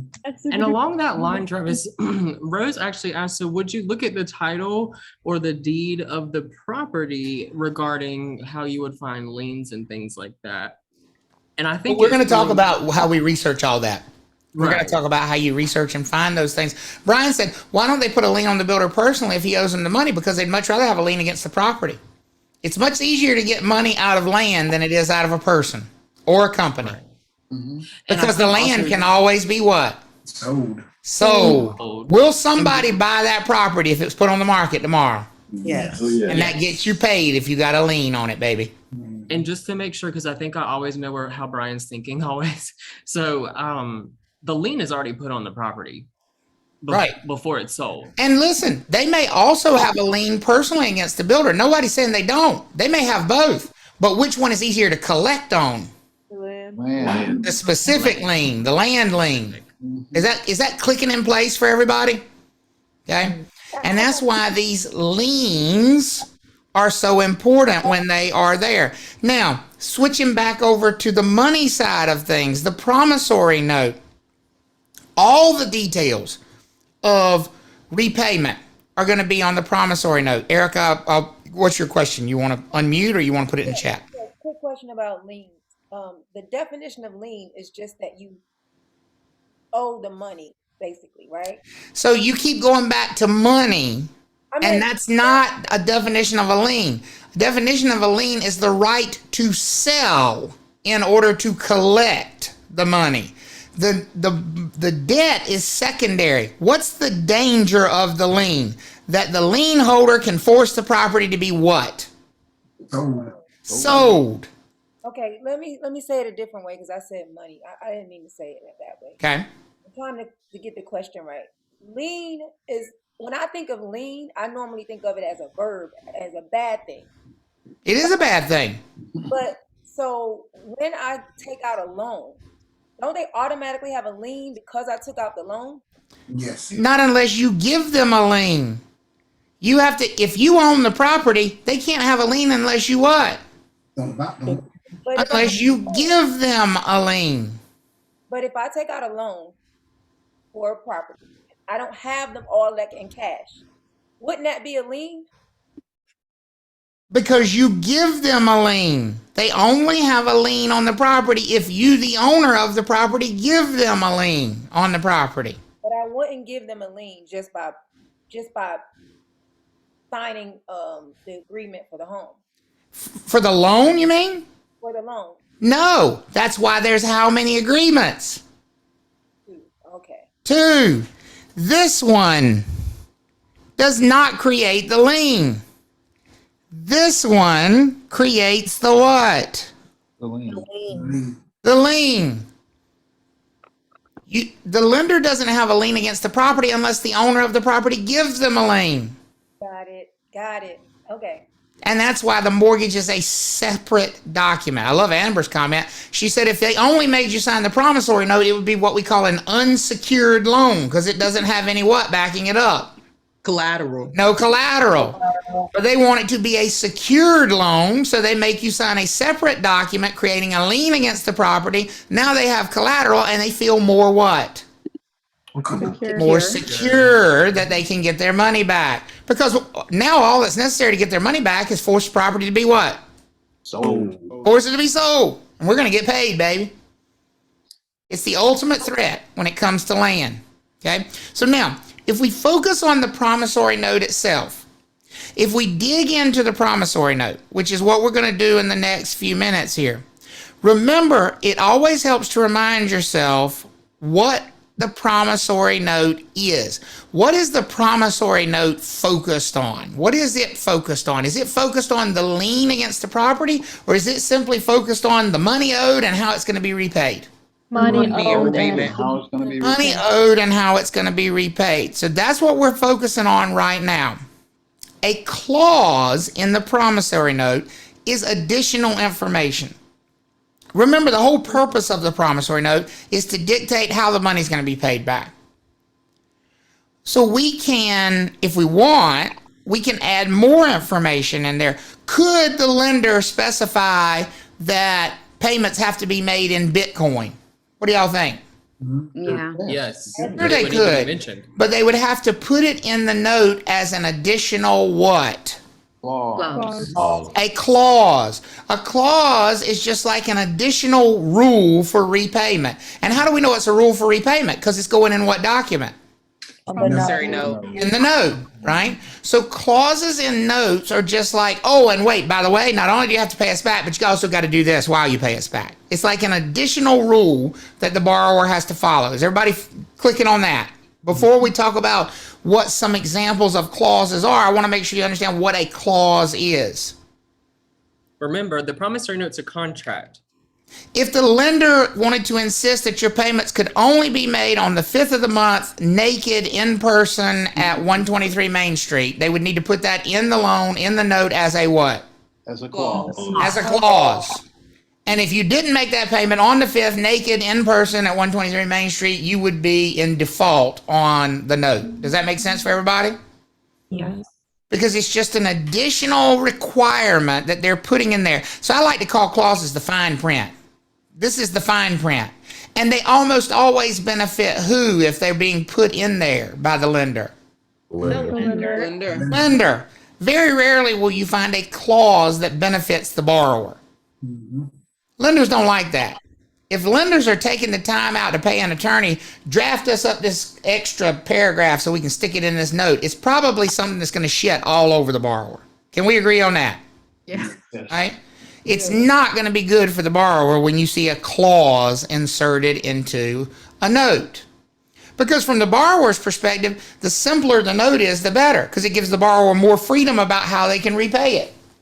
I would love to have a note that just said, I owe $415,000 and I promise to pay you back. That'd be the best note ever. How much is my monthly payment? $1. However damn much I choose to pay. You didn't tell me. I'll stay up 30 years. How long do well, you said 30 years. How long do I have to pay it back? Oh, forever. As long as I damn well please. You didn't tell me how long I had. How much interest am I paying? But I want to. I'm going to go with 0 because you didn't tell me what my interest was. You see how simple is not good for the lender. It's really good for the borrower and not good for the lender. So the more complex this promissory note gets, the better it gets for who and the worse it gets for who. Worse for the lender, better for the Worse for the borrower and better for the lender. the lender. Every time they add complexity, it ain't good for the borrower. And this first clause is probably the biggest example of that. This is the nastiest of all nasties to be added into a promissory note. This is it right here. This is the whopper. And folks, in all my years in this business, I've never seen one promissory note that didn't have this clause tacked in there. It is called the acceleration clause. I said, this is the nastiest possible thing your lender can put in your note. And guess what? It's in every single one of them. Pay us now. The acceleration clause gives the lender the right to do something to your note that is very, very bad for you as the borrower.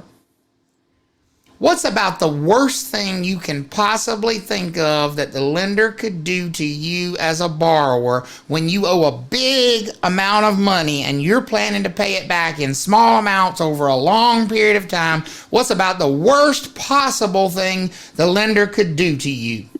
Change the interest. Change the interest. You think, well, I heard somebody say change the interest. Okay, well, that's bad, but I'd say even worse. Pay it when? Now. Now. How much of it? All of it. All of it. And if you can't, we're going to consider you in default, which gives us the right to move forward with that other document you signed, the mortgage, which allows us to do what with the property? The right to sell it. The right to sell it, the right to foreclose. How many of you think it would be awful if you got a letter from Bank of America tomorrow saying, you owe us $287,452 in the next 30 days or we will foreclose on your property? Brutal, right? How many people could come up with it? Not a lot. Almost none. Not many. Almost none. Folks, those of you who like to study history, this clause is the reason the Great Depression happened. This little clause in mortgage notes, in promissory notes, was the reason the Great Depression happened. Because as soon as things started to go bad, what do you think every lender who had one of these in their note did? Called in their loans. Called in their loans. They demanded how much of the repayment? All of it. When? Now. Right now. And could the borrowers, could the owners make that payment? No. So what happened to millions upon millions of properties almost instantly? Foreclosure. Now, we have thankfully recognized that's not a good power to give to a lender unregulated. So the type of acceleration you see now is one related to default. Now you will still see acceleration clauses, but rarely will you just see that the lender has the right to declare the loan accelerated at any time. What you will see is the lender has the right to declare the loan accelerated if the borrower does what? Defaults. Here's why that's important, folks. We'll just use Brian as an example. Let's say Brian has a promissory note and his regular scheduled payment is $1,500 a month. And he gets in a little trouble. He gets behind. Everybody with me so far? Yes. Say he gets 3 months behind. Now, how much does he owe just in the payments he's missed? If he's missed 3 payments and they're $1,500 a month, how much does he owe in payments? 4,500. He owes $4,500, right? Oops, let me back up here. Because he's got $1,500 a month. Why is it not letting me draw? He's got $1,500 a month. It will not let me draw. Here we go.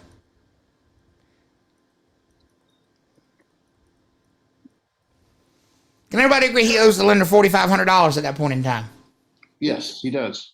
The lender does not agree that he owes them $4,500 at that point in time, because the lender is going to use that as an excuse to trigger what? The acceleration clause. They're going to send him a letter saying, we noticed that you are in what? Default.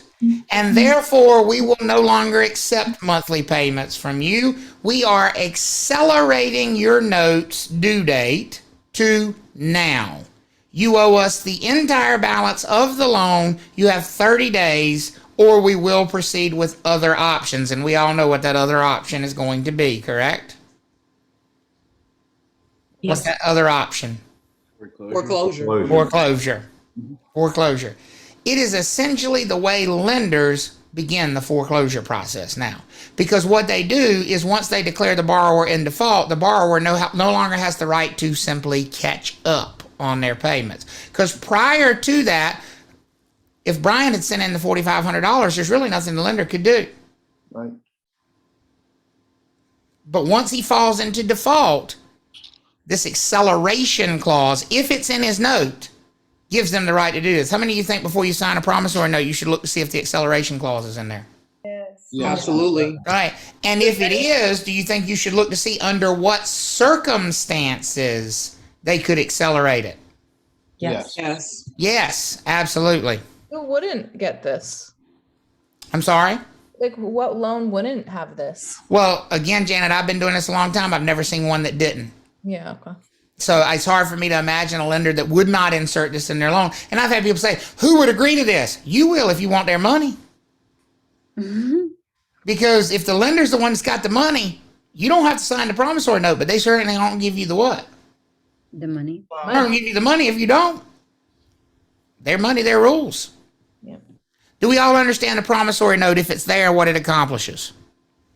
Yes. Okay, speeds up the repayment, the due date. Another example of a promissory note clause, which would very much favor the lender and very much be awful for the borrower, is something called a prepayment penalty clause. A prepayment penalty clause. So in the event the lender sneaks this one in there, let's look at the words and see what we can figure out here. Prepayment. What does that mean? What does the prefix pre mean? Before. Early, right? So prepayment means the same thing as early payment, correct? Yes. Folks, these assholes have the nerve to charge a penalty if you pay them what? Early. Extra or early. Because from their perspective, They're missing some money. they're losing interest when you pay them early. They don't want you to pay them early because you will end up paying less what in the long run? Interest. Less interest. How many of you feel like this is just dirty? Like this is just awful. If a lender sticks this into a note that literally says it's a bad thing to pay us too much money. Make sure you pay us, but don't pay us too much. Same. Because if you pay us too much, we're going to charge you a what? Fee. A penalty. Folks, this penalty could be thousands of dollars. You could send them an extra $100 and get a $2,000 penalty. If that's what it says. Okay. Janet asked if these happen often. It depends on the type of loan. We're going to talk about some types of loans where they are common. But look, I did give you a little bit of a sneak preview. Look down there at the bottom.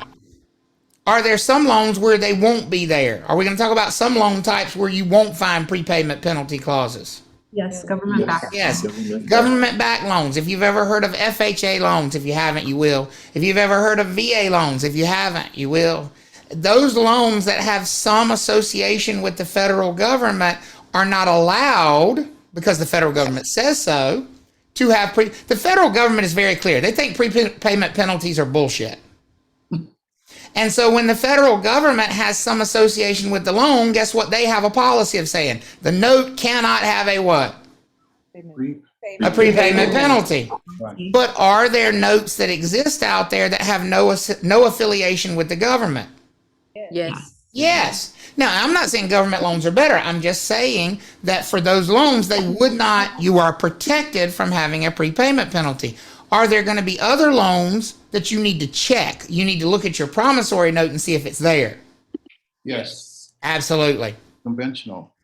It'd be conventional. That's exactly right, Calvin. And we're going to talk about those, right? So when you look at the prepayment penalty clause, I just want to make sure you understand that any extra payment, any early payment, how about refinancing? How about refinancing? Would that be an example of paying the loan off early? Yes. Yeah, because you're paying off one loan by taking out a what? Another. Another loan. Could you have to pay a penalty just for refinancing if you have a prepayment penalty clause in your note? Yes. Yes. Folks, watch this one. How about selling your house? Yeah. Yes. Yes. Is that an example of paying your note off early? If you took out a 30-year mortgage and 5 years later you sell your house, is that an example of a prepayment? Yes. Yes. Of course it is, because what are you going to do when you sell the house? Pay the loan. Pay it off early, I might add. And they're going to charge you a what if you have a prepayment penalty clause in your note? Penalty. A penalty. That would suck. Right? So, is it important that borrowers look through these notes to see if these are there? What do y'all think? Yes. Of course. Yeah. Definitely. Now I'm going to ask you an agency question. If you represent that borrower as your client, as a real estate broker, do you have some responsibility to review this promissory note with them and point out things that might be of concern, like a prepayment penalty clause? Yes. Yes. Absolutely. That would fall within your responsibilities if that person is your what? Client. Client. If that person is your customer, do you have any responsibility whatsoever to sit there and go through and say, I'd be worried about this prepayment penalty if I was you? No. No. Look. No. Absolutely not. Are lenders, I don't think I've ever had one, but are lenders tricky and they'll try to not tell you this? Like, do they have the legal right to have to explain it? Lenders are not fiduciaries. So they don't have to. They don't have to explain. Oh, there's that word, fiduciary. Is it a big word, folks? Yep. We have more responsibility in these transactions than anybody else does, because the minute we take on a client, they become our fiduciary, every part of the transaction becomes our responsibility for them. Every single piece. Now do you see why I wanted to do agency first? Yeah, that's big. It is big. It's our job to sit there. So I'll give you a great example. And this is how agency should work when it comes to lending. Seth, and I think, was this your first closing, Seth, or was it the one with the discount points, the big charge for the discount points? Was that your first closing, or was It it? was my fourth. But Your it was my fourth. first with you. First with me as your broker in charge, right? I think, yeah. So Seth came to me. He'd already had a license, and when he joined our office and started working with us. But this was the first transaction he had. Now remember, clients are not hiring him individually; they're hiring our what? our firm, our office, right? And this was actually a friend of his from high school who was purchasing his first home. So obviously the person felt they were hiring Seth. And, you know, I'm sure Seth in some ways felt he was being hired individually. But the reality is you're hiring the whole office. Seth did exactly what should happen in a world where you hire the whole office. He took the buyer through the transaction, and before it went to closing, when he got statements from the lender, the buyer's lender, Seth brought it to me because I had more experience than him. Is that exactly what should happen when the whole firm, the whole office is a fiduciary of that client? Absolutely. Exactly. Professionalism. He brought it to me and he said, will you look over this? Because I'm not sure what I'm looking at on all of these numbers. And I looked at it and I said, this is batshit crazy. Wow. I said, they are charging this kid $8,000 in discount points and they're still giving him a terrible interest rate. Mm-hmm. And I said, you need to talk to a different lender. You need to get him to talk to a different lender. And I think Seth said he had some connection. It was the builder's lender, wasn't it? Or something like that.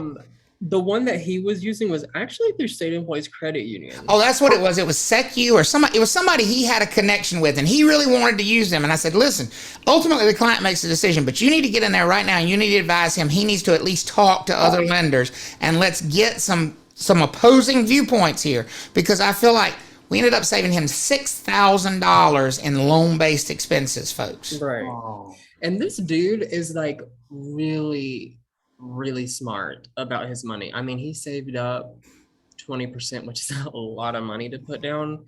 I mean, I can't do that. And so I remember that when this was pointed out to me, I was like, oh my God, like now this does make sense. Like, and that's why fiduciary responsibilities are such a big deal for us, because when we take on somebody, they really are like our children. Our job is to protect them every step of the way through that transaction. We're not the lender, but at the same point, if you've got somebody who's really experienced in residential transactions, have we seen so many loans enough to know when something doesn't look right, doesn't smell right, right? How many of you got that uncle that's worked on so many cars in their life, when you pull up in the yard, they'd be like, you better get that alternator looked at, boy. You're going to be starved down the road. And all you did was just drove up in the damn yard. They ain't looked under the hood. They ain't done nothing, because they just know it's wrong. They heard it. It ain't right. That's what experience brings, folks. And so that's why when you get your license, you've got to lean on the experience in your office. That's why they're hiring the whole office. There's no shame. In fact, the shame would have been if Seth had not come to me. The shame would have been, and here's the thing, the client would have never known. The client would have still been happy with Seth's services, but we would have done a disservice to them, even though they never knew it.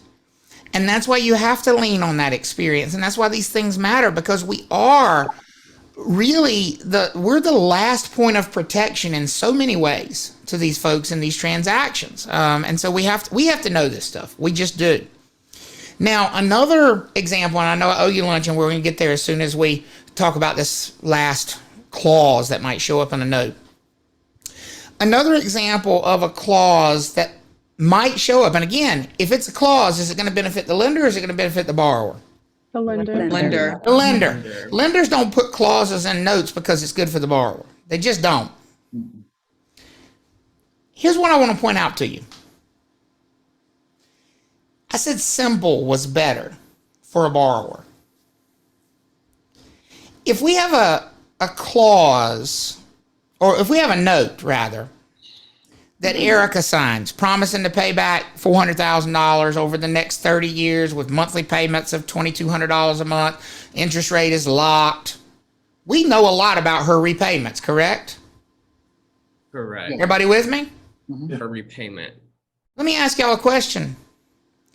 Could Erica, if she wanted to, let somebody else take over those payments? Yes. If her note only said what I just mentioned, could Erica allow Amber to take over payments on that note if she wanted to? If they wanted to come to that agreement, if Amber wanted to take over the payments and Erica wanted to let her take over the payments, could that happen based on what I just said? Yes. Yes. Yes. Here's how you know it didn't say could. anything about, because I didn't say she couldn't do it, right? Right. And if I didn't say she couldn't do it, she can choose however she wants to do it. She can pay that money back any way she wants to, including letting somebody else make the what? Payments. Make the payments. Everybody with me on that?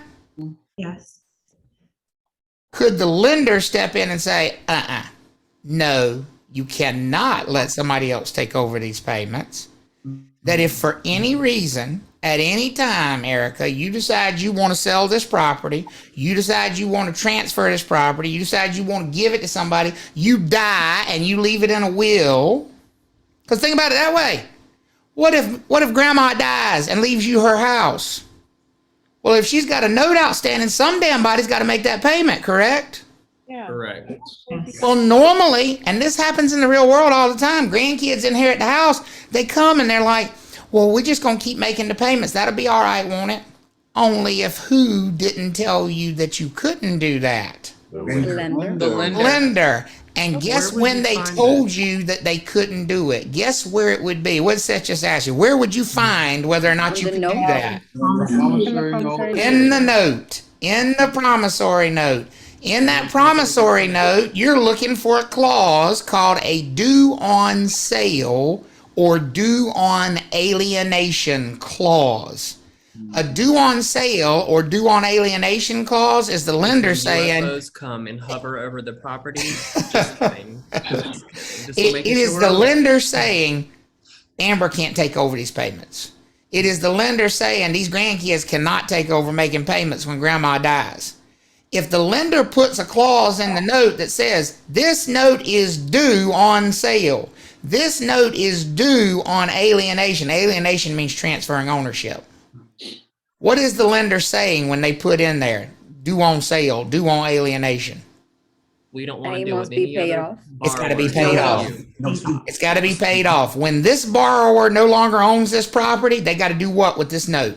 Pay it off. Pay it off. In other words, want to deal with nobody else. Nobody else taking over your payments. We're not going to let anybody else do that. That's called a loan assumption, folks. That's called a loan assumption. When you let somebody else take over your payments, they're assuming your responsibilities. They're taking over your responsibilities. Well, normally that's allowed unless the lender says no. And how does the lender say no? Alienation clause. They put an alienation clause in your note. Now, Kayla just put something in the chat. And Kayla, I'm going to pretend like I put this in the chat a couple years ago. When I read that statement right there, if I would have put that statement in the chat, that would have told me, A, I know what you're talking about, but B, you don't know any of these clauses by heart. You grasp the concept, but you got to know it by memory. I'm talking to my younger self. Kayla said, I always get this one and due on sale confused. They're the same thing. They did be the same thing. They Due should on be sale is confused. alienation. An alienation clause and a due on sale clause is the same thing. A due on sale clause is an alienation clause. An alienation clause is a due on sale clause. Alienation means selling the property, transferring ownership. And whether it's labeled as a due on sale clause or labeled as an alienation clause, it does the exact same thing. It means when this borrower stops owning the property, this note must be what? Paid in full. Paid in full. So here's the thing. One you're talking about. If Erica wants to transfer the property to Amber and have Amber take over them payments, she can, unless her note has what in it? Alienation clause. Alienation clause. Right? Does that make This one sense? gets commonly confused with the first one we went over. We're gonna address that in just a second. But are we all good on what a due on sale or alienation clause are? Okay. Look at Timothy. Look at Timothy, the test taking champ right there. I love that comment. Timothy said, so if we see alienation and due on sale as different answer choices, then it ain't neither one of them.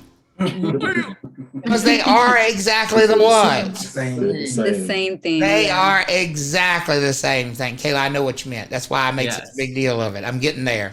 Me too, because I would have done the same thing a couple years ago. You have got to know these things like it is the easiest thing in the world because they're going to ask you definitions, but they will invert them and make them negative questions. So here's what, again, I'm going to throw this question out there because I want to make sure you're thinking of it in the right way. If the note doesn't have one of these, is it assumable or not assumable? If the note doesn't have one of these. Assumable. It is. Assumable. Because notes are by their very nature assumable. It is allowed for somebody to take over your payments. Unless the lender says what? No. Allowed. And the only way the lender can say it ain't allowed is by putting a due on sale or due on alienation clause in the note. Are we all good now with that statement? Okay. Shinar, you had your hand up. So Travis, for example, if the owner of the property, who is also the borrower, will have accident and die, I mean, how this due on sale will apply? It got to be paid. Or they will what? If you can't follow through, don't make it harder than it is, Shinar, by inventing a situation for yourself. If the owner dies, ownership's got to change, right? Yeah. If the note has a due on sale clause in it, this is ugly when you start to think about grandma dying, but this is how it's going to work. Grandma dies. Soon as the bank found out grandma dies, what are they going to send to the new owners of the property? Okay, I got it now. A notice, pay us. They're like, oh, we are going to pay you. We just sent you $1,200. They're like, no, bro.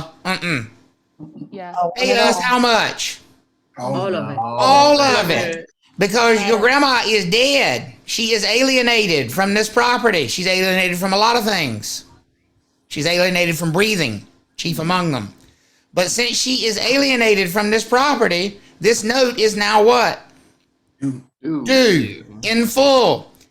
And grandkids that just inherited the property are going to say, but we don't have it. And lender's going to say, that's fine. We will move to our next available option. And what is always the next available option when somebody cannot live up to the terms of their note, when they cannot pay? Foreclosure. That's when that mortgage comes into the picture, and they're going to say, either pay us or we will foreclose.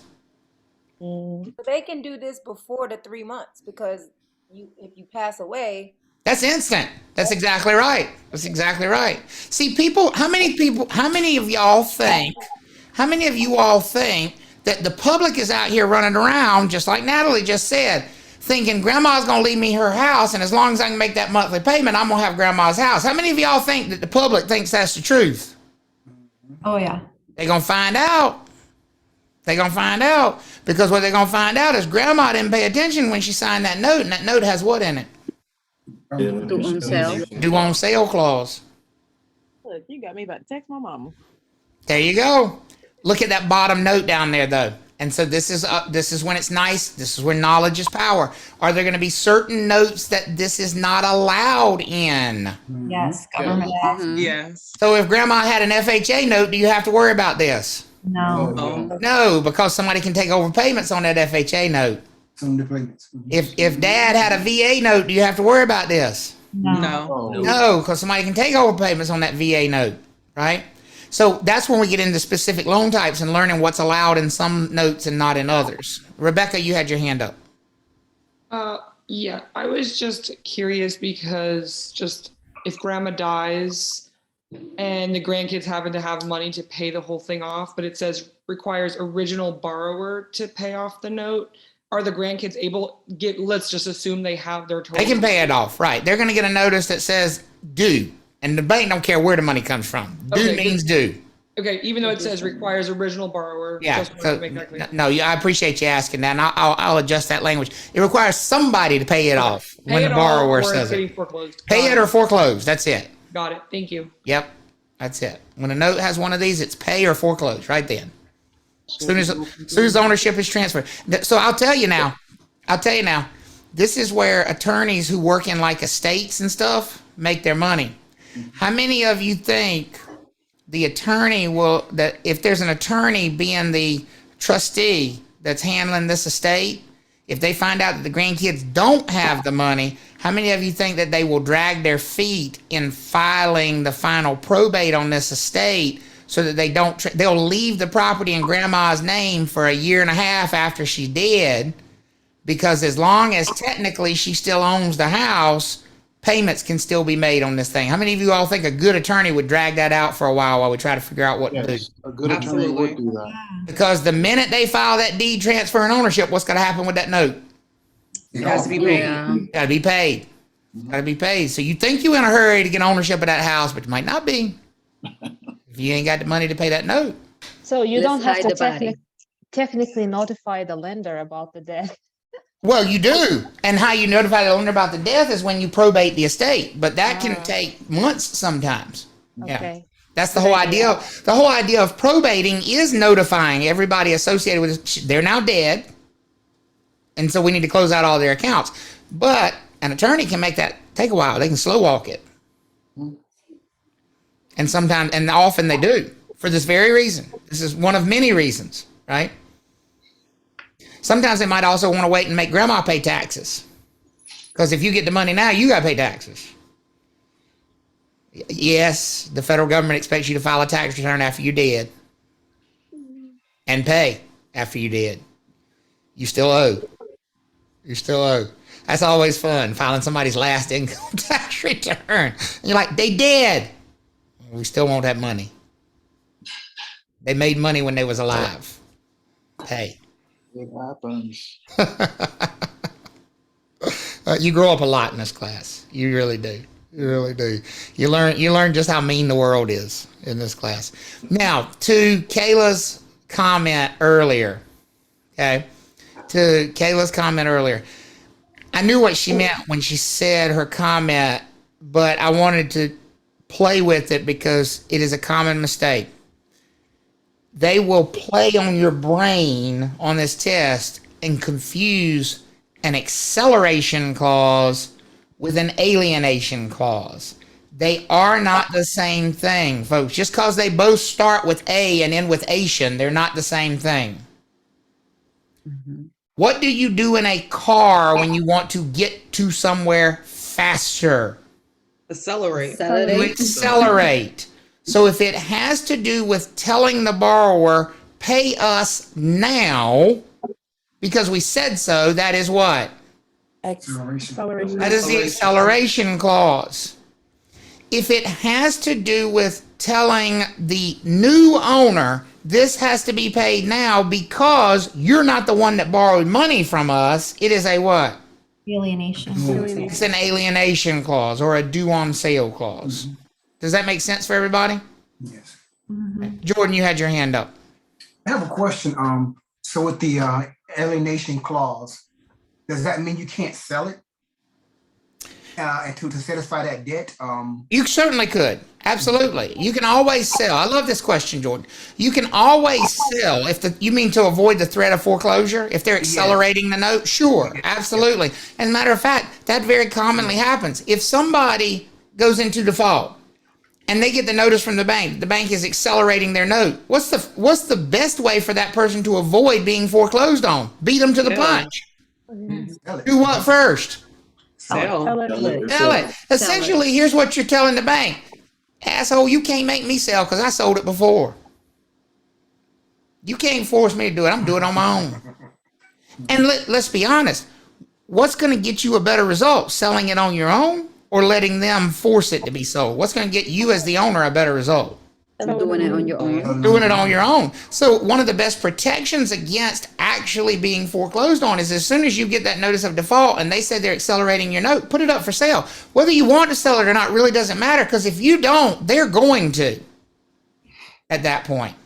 That's why I love that question, Jordan, because it shows you're trying to solve a very real world problem. Yeah. Quick sell.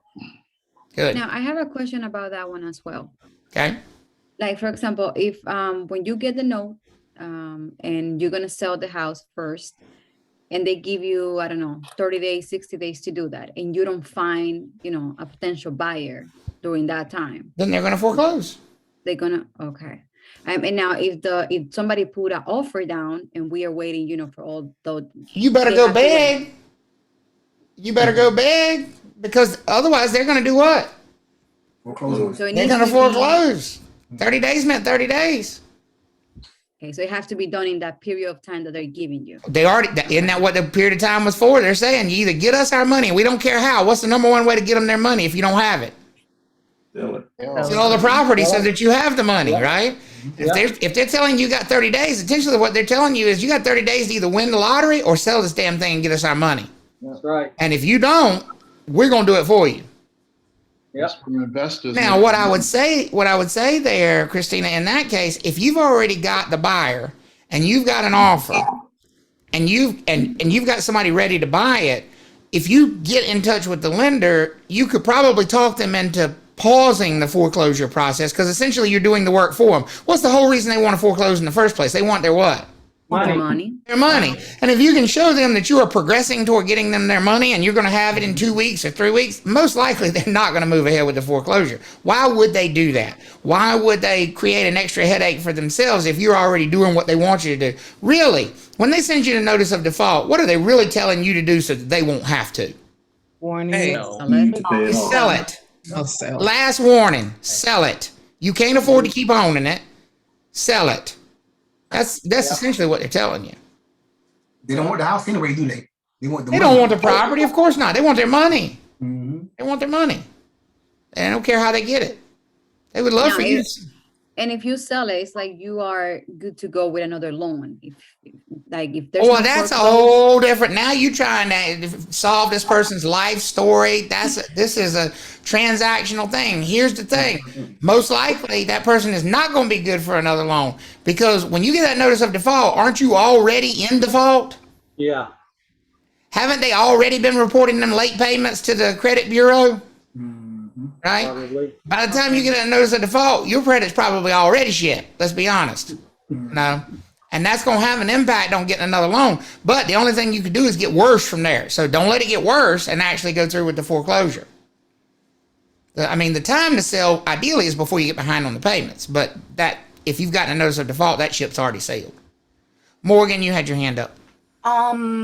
Okay, I think you might have answered it, because I was thinking when you said that the owner wouldn't necessarily be in trouble they will most likely get it to sell faster than if the lender forced it. So I was thinking that why would they be able to sell it faster? Because wouldn't they have I didn't say faster. I said what would be better. Better means you have more control of the situation. What is better? You hiring a real estate broker and you putting a sign in the ground and you dictating who the property gets sold to and for how much, or them coming and kicking you out with the sheriff and selling it at the county courthouse? Which is better? I didn't say faster. I said better. And would the owner they wouldn't have to disclose that their home is getting... Yes, they absolutely would. Okay, that's where I was wondering. Think about material. The owner doesn't have to disclose anything, but who does? The broker would have. Broker would, because it's a what? A material fact. Why is it a material fact? See, we're gonna go back to agency. Why is that a material fact that this seller has gotten a notice of foreclosure, that they've gotten a notice of default? It might affect their ability to do what? Sell the property. Sell the property, because they are now in a race to either sell it themselves or it will be sold out from under them. Correct? Correct. And buyers need to know that. Yep. Be a material fact. So yes, you would have to disclose that as a material fact. Broker would. Seller would not, but broker would. Okay. Natalie said, is it still a material fact if it's a FSBO situation? Natalie, there is no such thing as material facts in FSBO situations. Material facts do not apply to who? To sellers. To sellers and buyers. They don't. Material facts apply to us. If we're not involved, there are no material facts. Right. There's such thing as a material fact when we're not involved. Okay. Erica, this is not a short sale. You are off to the races because you heard a buzzword on Carlton Sheets at 3 o'clock in the morning. You got to be old to know who Carlton Sheets is, by the way. And you think you know real estate. That is not a short sale. A short sale is a different thing, which we're going to talk about. This is just a sale. When I say sale, I mean sale. If I meant short sale, I would say short sale. Okay. And we will talk about it. It's a fair question. But it's, you got to build yourself up to that point. Right? Erica's not the only one who. Because here's the reality. Before we take the lunch break, I'm just going to share this with you. Right now, do most homeowners, most property owners, have tremendous amounts of, here's a word we've used today, equity in their property if they sold it as of today? Do most property owners have tremendous amounts of equity in their property? Yes. Yeah, promise. Yes. Because property values have done what since most people bought their property? Increased. They've increased tremendously. So even if they are behind on their note, they still could sell the property for far more than they owe. Does that make sense for most people right now? Yes. And as long as they have positive equity, folks, if they get us a notice of default, what is the first thing they should do with the property that they have positive equity in? Sell it. Sell it. Because you're essentially being told this thing that you own is going to be taken away from you if you don't pay this note off. What's the best way to pay the note off on short notice? Sell it. Sell the thing you own that has a lot of value. And yeah, you may have to sell it for $10 or $15 or $20,000 less than you might because you need to sell it what? Fast. But it's still better to sell it for $20,000 less than you might otherwise have than wait and let them sell it for you when you will probably get what? Zero. Manage your equity. Your equity will evaporate if they sell it for you. Because here's the thing, folks, they got no incentive to sell it to maximize your equity. If they're selling it for you, how much is Bank of America going to try to get out of selling it for you? Whatever they're owed. Exactly what they're owed. In fact, they're going to work real hard to make sure they don't sell it for $1 more than they're owed because they don't like you. They don't care. They don't care. So always it's better to do what first? Before you sit and wait for foreclosure, sell it what? Sell it First yourself. Matter of fact, here's what y'all are going to learn as a real estate broker. When somebody calls you crying, I got this notice from the bank. It says I'm going into foreclosure. If you feel sympathy, you ain't cut out for this business. Now you're going to act like you feel sympathy. That's a different thing. Rapport. But here's what I heard in that conversation. You just got a listing. I have a listing and you're going to list my property and charge me a lot of money for doing so.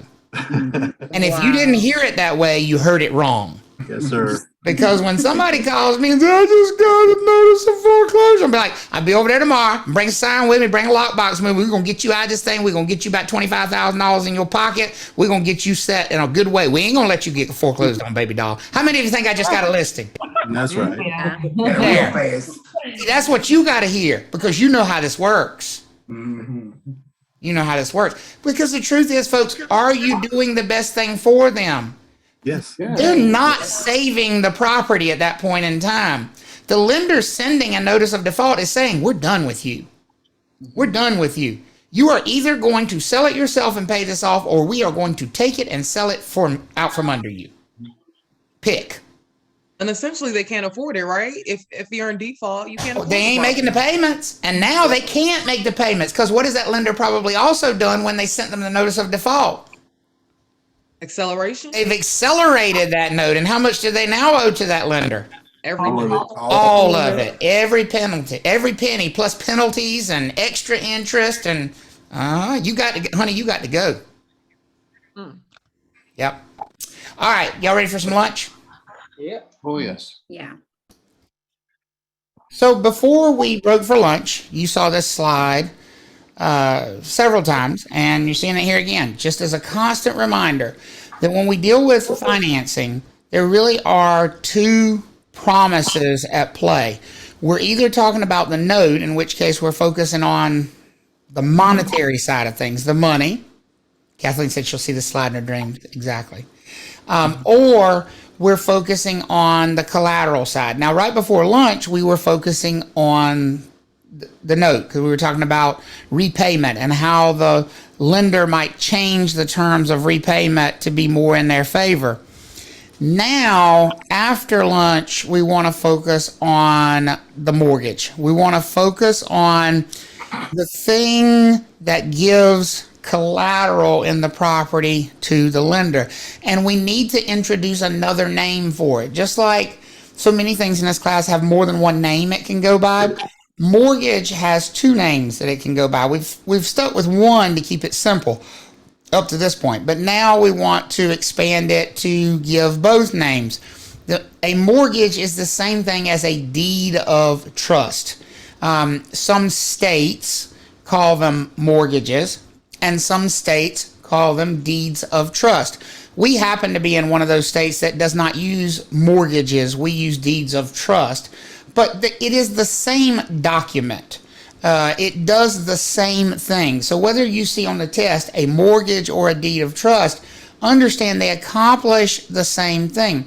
They give the lender a lien against the property. They give the lender the right to force the property to be sold. Now, one thing that's really important to point out here, remember the promissory note only needs to be signed by anybody who's actually going to be responsible for the payment, right? The promissory note's only going to be signed by those who are responsible for repayment. The deed of trust or the mortgage is different than that. Who do you think is going to have to sign the deed of trust or mortgages? Are people borrowing money? The owners. No. The owners. And I'm glad that Natalie said plural owners. Okay. So plural owners means every owner needs to sign this deed of trust, because really it's very hard to imagine how the lender would feel comfortable that they had collateral if only some owners of the property signed off on, because here's what would happen. As soon as they tried to foreclose, if there was an owner who had not signed that document, they'd be like, wait a minute, you can't force the sale of the property. I own part of the property and I never gave you permission. I didn't give you my consent. So if you were to see, like on a test, as an example, a question about how many owners need to sign the deed of trust or mortgage, what would be your answer? All of them. All of them. If there's 20 owners, they all need to sign the deed of trust or mortgage. Even if only one of them is going to be responsible for paying the money back, they all need to sign. Now, this last statement down here, and Seth brought this up earlier, and I promised him and you all that we would come back to it. And now's the time we've come back to it. This document is the first document we've discussed in the entire class of all the documents we've talked about. We've talked about listing agreements. We've talked about buyer agency agreements. We've talked about working with real estate agents brochures. We've talked about the Residential Property and Owners Association disclosure statement. There's a lot of forms, a lot of documents. We talked about a promissory note, but none of those documents was as important as this one in the eyes of the law. The law has a very special process for documents that are supremely important under the law. And if you think about like the purpose of a deed of trust or a mortgage, there's probably not anything more important under the law than giving someone the right to sell land out from under the owners, right? Yeah, security for a debt. And so when you look at the idea of a deed of trust or mortgage, it needs to be what we call recorded in the county courthouse. Recorded means publicly available. For the rest of the class, you'll hear us every once in a while with some documents, not all of them, because again, we've talked about a lot up to this point and this never came up. But some documents are legally so important that the state of North Carolina says the public has to be able to see those documents. You all remember before lunch when we talk about Danielle being all sneakster and selling the property to an unsuspecting buyer and not mentioning that she had a lien on that property? Yes. Remember that? Yes. Here's why that buyer should know better. Because that mortgage or that deed of trust that put that lien on the property is required to be what legally? Recorded. Which means it's required to be made publicly available, which means any member of the public at any time. Are y'all all members of the public? Yes. Yes. So every single one of you has the right now, if you would like to go pull up anybody's mortgage, anybody's deed of trust in the entire state of North Carolina by simply going to the courthouse where that property is located. So for example, my house in Cary, if you wanted to see if a lender has the right to foreclose on my property, if a lender has a lien against my property, could you find that out easily and without any expense whatsoever? Yes. Yes. You would go to what courthouse? County courthouse. The Wake County. The Wake County Courthouse, because that's where the property is located in Wake County. And you would search for that deed of trust. You would search for that document. Remember, somebody before lunch had asked, does the seller need to disclose whether they're in foreclosure? And we had said, no, the seller is not required to disclose anything. But if a real estate broker was involved, yes, they would need to disclose that. Would As this a material qualify fact. as something else that we would need to disclose as being a material fact, a lien on the property? Great question. Absolutely. Because remember, even if the note is in good standing, is it important to that purchaser to know that the property they're purchasing has this lien against it and has this potential for it to be foreclosed on? Because remember, what did we say about transferring ownership of the property? The liens stay where?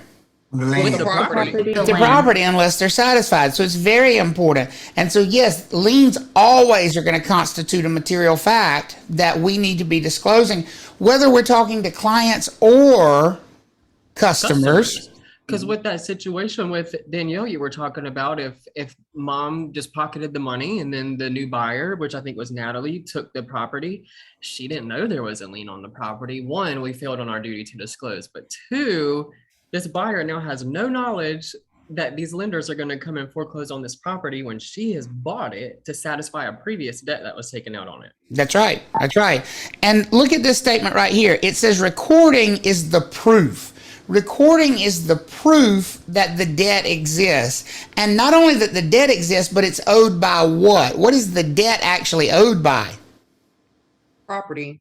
The land, the property. Very good. Very good. This is a debt that is owed by the property, right? Cassandra said that when she sold security systems, she learned to look up deeds to target new homeowners. Well, there you go. Because one of the documents that we haven't talked about yet that is going to be recorded as well is just a deed, not a deed of trust, but just a deed. Deed is proof of ownership transfer. So who would be the two parties that would sign off on a deed if a deed is proof of ownership transfer? A buyer and a seller. Buyer and a seller, right? If a mortgage or a deed of trust is proof of a debt, who would be the parties that would sign off on the mortgage or deed of trust? Owners. And who was the other party? The lender. The lender. That's exactly right. The owners and the lender, because they're recognizing that this agreement exists between these two parties, that if the lender doesn't get their money, then they have the right to move ahead with forcing the property to be sold. So this becomes security for the debt. The lien becomes a lien the instant that document is recorded at the courthouse. Recording that mortgage, recording that deed of trust is the creation of a lien. Here's the interesting thing. Here's what's really interesting. Once you record something, by the way, I'm laughing at myself now. We have a student, and I'm not going to say their name because I don't want everybody to look. We have a student who has on a shirt that is very much skin toned. And they walked away from the camera for a second, and then they walked by the camera real quick, and I'm like, oh my God, she's naked. Like, no, she's not. It's just the shirt is very close. I was like, moment of panic all of a sudden. Sorry, it just derailed my whole train of thought. It's happened. It has happened before. Do you have a brain freeze or something? So when we look at the moment that lien comes into existence is the moment the document is recorded. Interestingly enough, liens never actually go away once they're created. They just get canceled. So if you take somebody who's paid off their note, will you still be able to find their mortgage, their deed of trust recorded at the county courthouse? What do you think? Yes. Yes. Yeah, because once it's recorded, it's there forever. But what will happen is they will take that document that was made publicly available, they'll pull it back out, and they will stamp the top of it canceled. And they'll record it again with the word canceled on the top of it. So now what you know is at some point there was a lien, At some point, there was money owed by the property. Shannon, we're only focusing on the property right now. Right, I get it. You want to make it about money being owed by the person, but we are not talking about the person. That's what the promissory note's for, okay? At Look, some and trust point, me, like I get to that point too sometimes where I'm like, oh, let me answer that. That's a good Right. question. But then I was like, wait, hold yep, on. you can't let all It's that a run property. together. You got to keep them separate. It Two happens to the separate best of streams, us. right? Right now we're focused on the property part. So that document will exist forever to show there was a lien on the property and that lien has now been removed because presumably what has happened with the debt. That's been satisfied. It's been satisfied. It's been satisfied. It's been paid. Okay, good. So every owner needs to sign that deed of trust. Every owner needs to give that lender collateral in the property, even when not every owner signs the promissory note. What if you got a test question where it said that you had a married couple and only one of them signed the promissory note because only one of them was getting the loan? That'd be fine. But how many of them would sign the deed of trust? Both of them, because both of them need to give that lender collateral in that property. How we feel about that? Good. Okay, good. Very good. So, depending on what state you find yourself located in, like as in North Carolina, South Carolina, Virginia, Delaware, you know, like the states of the United States, depending on what state you find yourself in is going to determine the type of lien that we deal with in real estate. Some states practice what we call lien theory foreclosures, and some states practice what we call title theory foreclosures. Now, because the question often comes up, I thought I'd be nice and give you a color-coded map, because this is the easiest way for you to memorize which states use lien theory and which states use title theory, which will definitely be a test item. You will have to know which states use each one. I would probably either print out, I think you can even buy these on Amazon now where they have the states outlined and you could write on the back, like lien, title. Somebody cleared their throat rudely. Yeah, I apologize. Chris wanted to point out that you're full of it. That's not going to be. No, you do not have to know which states just had a moment use of panic because if you lien did, I'm theory excited. and which states use title theory. I have just given you this because people tend to ask the question, and I thought the easiest way just might be visually to take a look at it. Obviously, Why don't there we all are just practice the same. This there is are stupid. I know, why don't we all do it the same? Obviously, at this point, there are more title theory states than there are lien theory states. We are which one, by the way? Title. We're a title theory state. There you go. We're a title theory state. But regardless of which one you're in, they're all accomplishing the same purpose. The whole purpose of this is to place the property as collateral so that it can be what, if needed, hopefully not needed, but if needed, what? Collateral. Foreclosed. Foreclosed on. Forced to be That- sold. That it can be forcibly sold. And Travis, I know you're getting to this, but just for people who may have been like me, and they're wondering like, where the hell did these two terms go that we just talked about? The mortgage and deed of trust, that's getting tied into this. Well, those are the documents that create this system, right? Right. And as a sneak preview, if there's two names for the same document, a mortgage and a deed of trust, and there's two names for the same process, lien theory and title theory, how many of you want to connect that one of these uses the mortgage and the other one uses the deed of trust? What do y'all want to think? Yes. And just saying that alternatively, those terms, the collateral document, which one you're looking at is going to tell you how foreclosure is practiced. And that's the only reason it matters. Otherwise, we would not talk about the difference between lien theory and title theory. It would just be different names for the same process. But the process of foreclosure is actually very different in a lien theory state versus a title theory state. Now, one thing I want to point out, all of these states, whether they are red or blue on this map, still have another document that creates the loan piece of the thing. What document would be used in all of these states, whether they are red or blue? Promissory note. The promissory note. That's exactly right. no matter what state you're in, all of these would get a promissory note. Y'all are doing Because good. because borrowing money is borrowing money no matter where you're located. Everybody with me on that? The one that changes is the one that relates to the land, the one that relates to the collateral based on where you're located. So just a reminder about foreclosure, because now we're about to really get into talking about the foreclosure process. You should not think of foreclosure as a taking of the property. That's a mistake. Properties are not being taken when they're being foreclosed. What's happening in a foreclosure is the lender is stepping up to the owner and saying, we are no longer patient enough to wait for you to pay us. You've not paid us as you promised you would, so we're going to force the matter. We're going to take the property and sell it out from under you. We're going to force it to be sold so that we can get our what out of the sale? Money. As Timothy mentioned before we went to lunch, the lender doesn't want the property, right? And I think Jordan said the same thing. The lender doesn't want the land. What does the lender want? They just want their money. They want their money, right?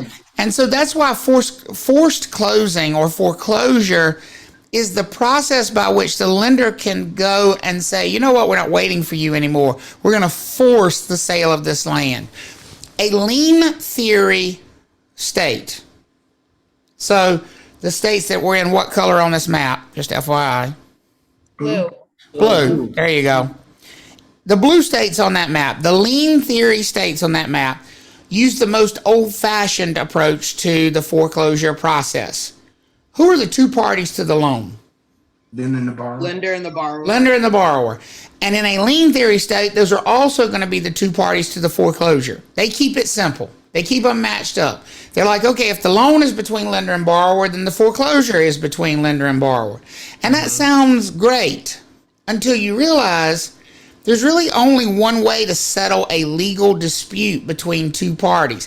If the lender says, give us our money, or we're going to force you to sell the property, and the borrower says, make me, what's the only way the lender can move forward and make the borrower sell that property in a lien theory state? Go to court. Go to court. File a lawsuit. So right away, here's where you need to start associating things right away. If you see something about a lawsuit for foreclosure or suing for foreclosure, are we in a lien theory state or are we in a title theory state, folks? Lien theory. We're in a lien theory state. There you go. We are in a lien theory state. If you see anything about a foreclosure lawsuit or the borrower is being sued for foreclosure, that only happens in a lien theory state. Because in a lien theory state, those are the only two parties involved with the whole process. And if you want to settle that dispute between those two parties, who would actually be suing for foreclosure in a lien theory state? Who is filing the lawsuit? The lender. Mortgagee. The lender would be suing the borrower. Does that make sense for everybody? The lender would be suing the borrower and asking the court, and by the way, not only do you have to sue them, you have to actually win this lawsuit in a lien theory state. The lender has to actually win this lawsuit. They have to be victorious. And you're asking the court, or the lender is asking the court, to process the foreclosure. Here's what the lender is actually asking the court to do. They're not asking the court to let the lender sell the property. They're asking the court to sell the property. In a lien theory state, like South Carolina, as an example, if the lender wants the property foreclosed, can the lender take the property and sell it? No. No. Who are they asking? Who are they begging to take the property, sell it, and then give them the money from the sale? The court. They're asking the court to do it. They're asking the court system to settle this dispute. They're saying to the courts, we are suing this borrower, and here's what we're asking you to do. We're asking you, Your Honor, to take this property and sell it, and then give us the money from the sale. So who does all of the responsibility fall to in a lien theory state for foreclosure?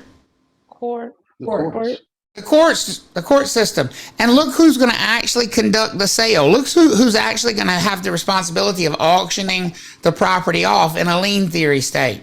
The county sheriff. Sure. The sheriff is. That's exactly right. The county sheriff is going to. Okay? How are we feeling about that so far? And was this just, is this, if it's not appropriate, tell me, but is it established through the judicial system that this is how the state runs? It is, absolutely. Each state has made a decision long ago about which approach they want to take. And like as an example, I use South Carolina a lot because they're our next door neighbor. They have chosen to use this lien theory approach. So I want you to think about the speed of a process like this or lack thereof. If the only way a lender can force a foreclosure in the state of South Carolina is by filing a lawsuit, waiting for a court date, arguing their case in front of a judge, and then waiting for the judge to order the county sheriff to place the property for sale, do you think the foreclosure process is going to be fast or relatively slow in a lien theory state? It's going to be relatively slow. And now I want you to think about how many of you remember during COVID hearing that foreclosures were basically shut down nationwide in a lot of places, right? Mm-hmm. Well, there was a federal moratorium on foreclosures, but even when that moratorium was lifted, foreclosures were basically not happening in lien theory states because what systems were largely not functioning in lien theory states during COVID? Courts. They weren't having court hearings. They weren't having court dates. And if you're in a lien theory state and the judge ain't showing up, you can't have a foreclosure. Does that make sense for everybody? Mm-hmm. Right. Because the only way to have a foreclosure in a lien theory state is for a judge to issue that foreclosure. Natalie asked a question that's not going to show up, but a writ of execution, yes, that would be what the judge would issue, a writ of execution, ordering the county sheriff to basically place the property for sale. Place it for auction at the county courthouse. That would be in a lien theory state. Now, the document that starts that whole process in a lien theory state is the one we are most familiar with. What's our favorite M word for the day?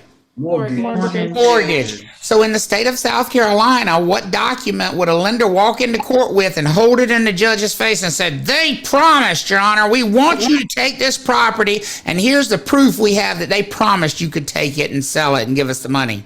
Mortgage. That's the mortgage. That's what the mortgage is for. Everybody with me so far? Mm-hmm. Okay? But that's only in a lien theory state.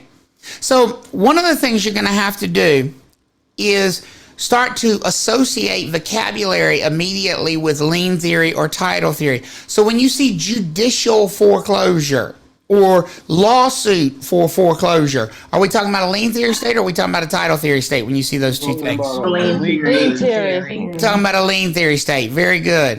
Very good. You would not see those terminologies. You would not see judicial foreclosure or lawsuit for foreclosure in a title theory state, only in a lien theory. Sheriff's deed for foreclosure, only in what kind of state?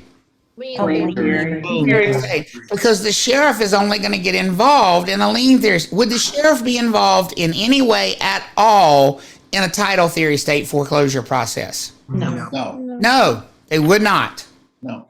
They would not. Who's going to go kick that poor family out of their house in a lien theory state before the foreclosure auction? Trustee. The sheriff is in a lien theory state. Yes. We haven't talked about who would do it in a title theory state yet, but in a lien theory state, it's going to be the sheriff's office that goes and kicks that poor family out of their house before the foreclosure auction. That's their job. It's their job. How do we all feel so far about lien theory? Pretty good? Yeah. So then let's compare it to the way we practice foreclosure in North Carolina and the way the majority of states practice foreclosure, which is called title theory. In a title theory state, you right away get one major difference. Instead of there only being two parties involved in the foreclosure process, there's now three. Who's this third wheel that we've introduced to the foreclosure process? The trustee. The trustee. Who do you think the trustee is going to take the place of in the process? The sheriff. The courts. The courts. The whole reason we involve a trustee is so that we don't have to involve who? The court system. No going to court. The entire foreclosure process happens in North Carolina and other title theory states without involving the court system. Now, the borrower still signs a promissory note, but instead of signing a mortgage, the borrower is going to sign a document called the deed of trust. And that deed of trust will give one party who's new to the party a very specific power. Right to sell. The power to sell, right? The power to sell. Now, why do we call this thing a deed of trust rather than just a deed? A deed transfers ownership, right? A deed transfers ownership, but we only call this a deed of trust.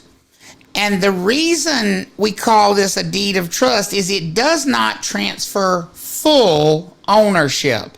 It only transfers partial ownership to the trustee. And this is where you get into the difference between something called legal title and equitable title. The deed of trust gives the trustee legal title to the property. That's why the trustee has the right to do what with the property? Sell it. The trustee has the power of sale. So if you hear that phrase, power of sale, foreclosure, are we in a lien theory state or are we in a title theory state? Title In a title theory state, right? The borrower becomes the grantor because that's what the name is of somebody who signs anything with the word deed in it, grantor, right? The grantor, the borrower, is giving up legal title to the property. And who are they giving legal title to? To the lender? No, the trustee. Trustee. To the trustee. The lender is also agreeing to this trustee having legal title. So the trustee had better be somebody that both parties trust. Do you think that's a fair statement, that the trustee needs to be somebody that both parties trust? Yeah, somebody just messaged me and said, might be a silly question, but who is the trustee? I was leading you right into it. Who is the trustee? In theory, this should be someone that both, it's not going to be the lender, it's not going to be the borrower. It's going to be a third group, a third wheel. In theory, it should be somebody, and now see, I grew up in some interesting scenarios. I'll be honest with you. I grew up in a pool hall. My dad shot pool. Well, let me say this more correctly. My dad hustled pool. And so it was not uncommon at 1 o'clock in the morning to find a 10 or 11-year-old version of me in a pool hall while my dad was hustling. And when you have a lot of drunk old men gambling over a pool game, can we agree that neither one of them trusts each other? What do y'all think? Yeah. Yes, correct. So when they're betting on that game of pool, if they're going to bet $100, you wanted to see that person had $100 before you shot. Y'all agree with that? Mm-hmm. Yes. So you wanted to show the money. Did they put the $100 back in their pocket, or did they find somebody who was supposed to be trustworthy to hold the money while they were shooting the game? Travis Everett. Trust. Enter 11-year-old version of me. I was the trustee. I just have this image in Bob's Burgers coming to my mind when Louise is like, show me the money. I mean, and the old lady's like, I got that money. I can hear him right now. Where's the boy? Go get the boy. Give the boy the money. Because I was supposed to be the one that everybody could trust, right? But at the end of the day, the trustee really has a lot of one very important thing.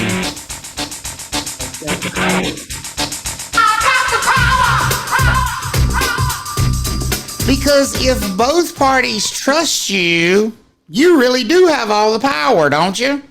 Yes. If the trustee has been given the power of sale, what can the trustee do with the property at any time based on their loan decision that it's time to do it? Sell it. Sell it. Does a lender in a title theory state like North Carolina need to get a judge to agree with them that it's time to sell the property? No. No. Who does a lender in North Carolina need to convince that it's time to sell the property out from under the borrower? The trustee. The trustee. What if I was to tell you that it is very common for the trustee to be the lender's attorney? How many of you would get very nervous about this whole system all of a sudden? I would be. I can trust him. It is not fair. It's not fair, and life ain't fair. It just ain't. It What if you just don't ain't want fair. to be the attorney, lender's attorney? Because here's the thing. In a title theory state, when the borrower ceases to make their payments, the lender is not going to contact the borrower. They might contact them and say, hey, you're late. But when they really get tired of the borrower, are they going to harass the borrower, or are they going to pick up the phone and call their handy dandy trustee? They're going to call the handy dandy trustee, and they're going to say to the trustee, hello, I want my money. And the trustee, of course, is going to have to then go to court and start some big legal process to sell the property, correct? Correct. Nope. Or not correct? No. Oh, We avoid the. Oh, no, he doesn't have. It's not involved. What's the trustee simply going to say to the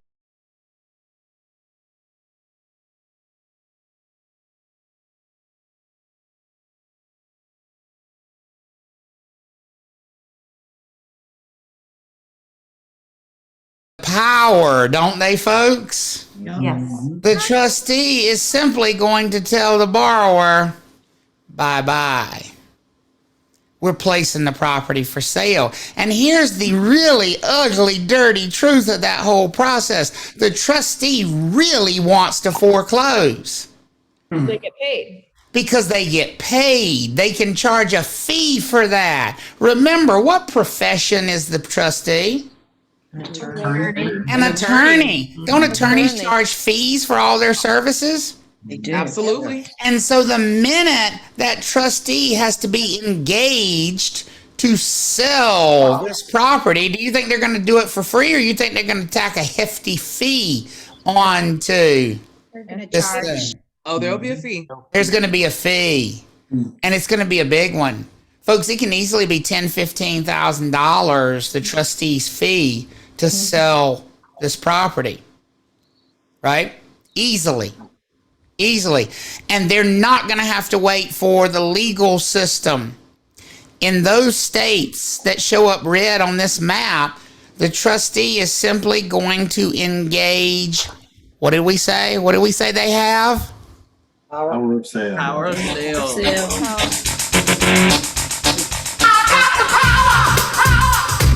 And they're going to place that property for sale based on the power of sale, which means they don't need to file a what?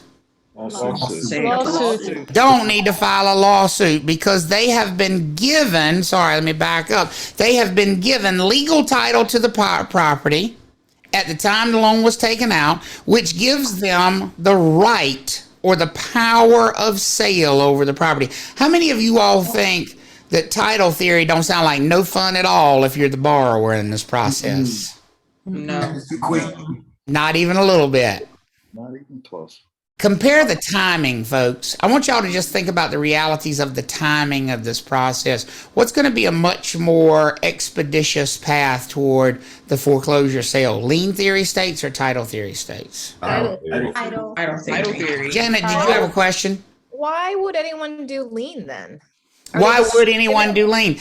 It is really not up to the lenders, right? It's not up to the lenders. It's up to the state legislatures who have chosen this. Is that the slide you needed out Well, of? I meant why would the state or could they not change it? 'Cause They it's still can wrong. change it. They can change it. And as a matter of fact, most states that are title theory states at one time started as lien theory states. I'll give you a hint.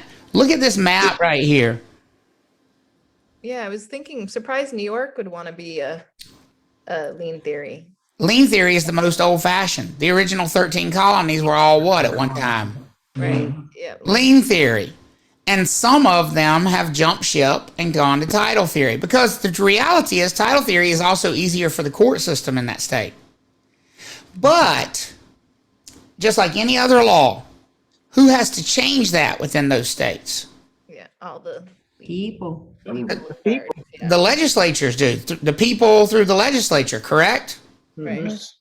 And whenever this conversation comes up in states that still practice lien theory, you can be assured that there are consumer protection groups that come along and say, but lien theory is better for the borrower. It's better for the and they're not wrong. They're certainly not wrong. Which is better for the lender? The title theory. Title theory. Title theory is the express path, folks. Oh, okay. I can see why they stay then. See, we don't get backed up on foreclosures in North Carolina because we're not waiting for the courts to do it. That's right. This is like the fast pass at Disney. This is the fast pass version of foreclosure. Express line. Express line. I mean, here's the thing. This is the one time where waiting in line is actually good for the borrower because as long as they're waiting, what has not actually happened? Foreclosure. Foreclosure. As long as they're waiting for that court date, the foreclosure hasn't actually happened. In North Carolina, is there any waiting? None. No. You get a foreclosure, and you get a foreclosure, and you get a foreclosure. There's no waiting here. There's no waiting here. Just as fast as the trustees can file it and sell it. Who's going to be responsible for kicking these folks out of their home? The trustee. The trustee. Who's going to be responsible for placing the property for sale? The trustee. Trustee. The trustee. So the trustee really drives the bus. Now, let's talk about some vocabulary then. In a lien theory state, we had judicial foreclosure. What do you think we call the process in a title theory state? Non-judicial. Non-judicial, which is also known as, you should probably add this, power of what? Power of sale. Sale. Power of sale. The trustee's foreclosure process is the power of sale foreclosure process. Instead of using a mortgage in a title theory state, we don't sign mortgages when we borrow the money. What document does a borrower sign to give collateral in a title theory state? Deed of trust. The deed of trust. Not a deed, Salma. Be careful with that. Not a deed, but a deed of what? Deed of trust. Deed of trust. And you know it's a deed of trust because who is it bringing into the picture? The last word's important. Bringing the trustee in, right? The deed of trust names the trustee. The deed of trust brings the trustee into this picture and says, you have the right to sell this property if you decide that the borrower has gone into default. And in a lien theory state, who was actually conducting the sale in a lien theory state? The sheriff. The sheriff. So what kind of deed would a purchaser of a foreclosed property get in a lien theory state? A sheriff's deed. If you were buying the property at a foreclosure sale in a lien theory state, you would get, what would your deed say at the top of it? A sheriff's deed in a lien theory state. In a lien theory state. I'm not asking you what's on the screen. I'm not asking you to read the screen, folks. I don't need a robot. I'm asking you a question. In a lien theory state, what kind of deed would you get if you bought the property at a foreclosure sale? Sheriff's deed. Sheriff's deed, because that's who you're buying the property from. Who are you buying the property from in a title theory state? Trustee. The trustee. Trustee. So you would get a trustee's deed at a foreclosure sale in North Carolina. And by the way, a trustee's deed and a deed of trust are not the same thing. Who signs a deed of trust? The borrower. The borrower does. giving the trustee the right to do this. You would only get a trustee's deed if things have gone really badly. When would you only see a trustee's deed? It's up for foreclosure. Not just up for foreclosure. When it gets foreclosed. It's already been foreclosed. This would be the document ending the foreclosure process. That would be the document transferring ownership to the new owner who just bought it at the trustee's foreclosure auction. Everybody okay with that? So let's take a little bit deeper dive into that foreclosure process in a title theory state. Foreclosure is a process. It's not just an event. Oops, sorry, I didn't mean to do that. Foreclosure is a process. Foreclosure has a beginning, foreclosure has a middle, and foreclosure has an end. And we need to make sure that you're comfortable with the total process and comfortable with it as a process. See, here's the thing. You really should get out of the habit of saying that process, that property's been foreclosed unless it's already finished. Most properties, what's the accurate way to describe them? That property is being foreclosed on. That property is in the foreclosure process. Because it really is a process. It takes a while to play out. Because again, what is a foreclosure? It's a what? Forced close. It's a forced sale. It takes a while to sell a property. It's not something that happens overnight. It doesn't happen overnight if the owner does it, and it doesn't happen overnight if the trustee has to do it either. Does that make sense for everybody? Yeah. Okay. So, what is the beginning of the foreclosure process in North Carolina? What starts this process? What begins it? Being late with They stop paying. Whether that's by choice or chance or inability, doesn't matter really what the reason is that the borrower has stopped paying. What matters is the reality that they have stopped paying. Who is that going to bother a lot? The lender. The lender. Is the trustee in any way aware that payments are not being made? No. No. No, that's not their job. In fact, in a perfect world, how often will either the lender or the borrower hear from the trustee during the course of that loan? Hopefully never. In a perfect world, say it again. Never. Hopefully never. Never. Because that means everybody's doing what? They're paying on time. They're paying. They're doing what they're supposed to do. You only involve the trustee when you're telling on somebody. I'm going to tell. That's when you call who? Trustee. So who's going to report things to the trustee when the borrower falls short on their payments? The lender. The lender. That's step 2. Now, usually lenders do not involve the trustee right away. Usually lenders have attempted to resolve this on their own. Lenders will reach out to the borrower and say, hey, you're behind, is there something we can help you do? I mean, let's be honest. Lenders don't want to go through the foreclosure process any more than the borrower does. They would much rather this borrower get it back in good standing. But that patience is not going to last long. Because what do you think lenders know? What do you think they have like charts that tell them? If you get behind on your note by 1 payment, there's this percentage chance you catch it up. If you get behind by 2 payments, do you think they have a chart that tells them it gets less likely that you're going to catch up?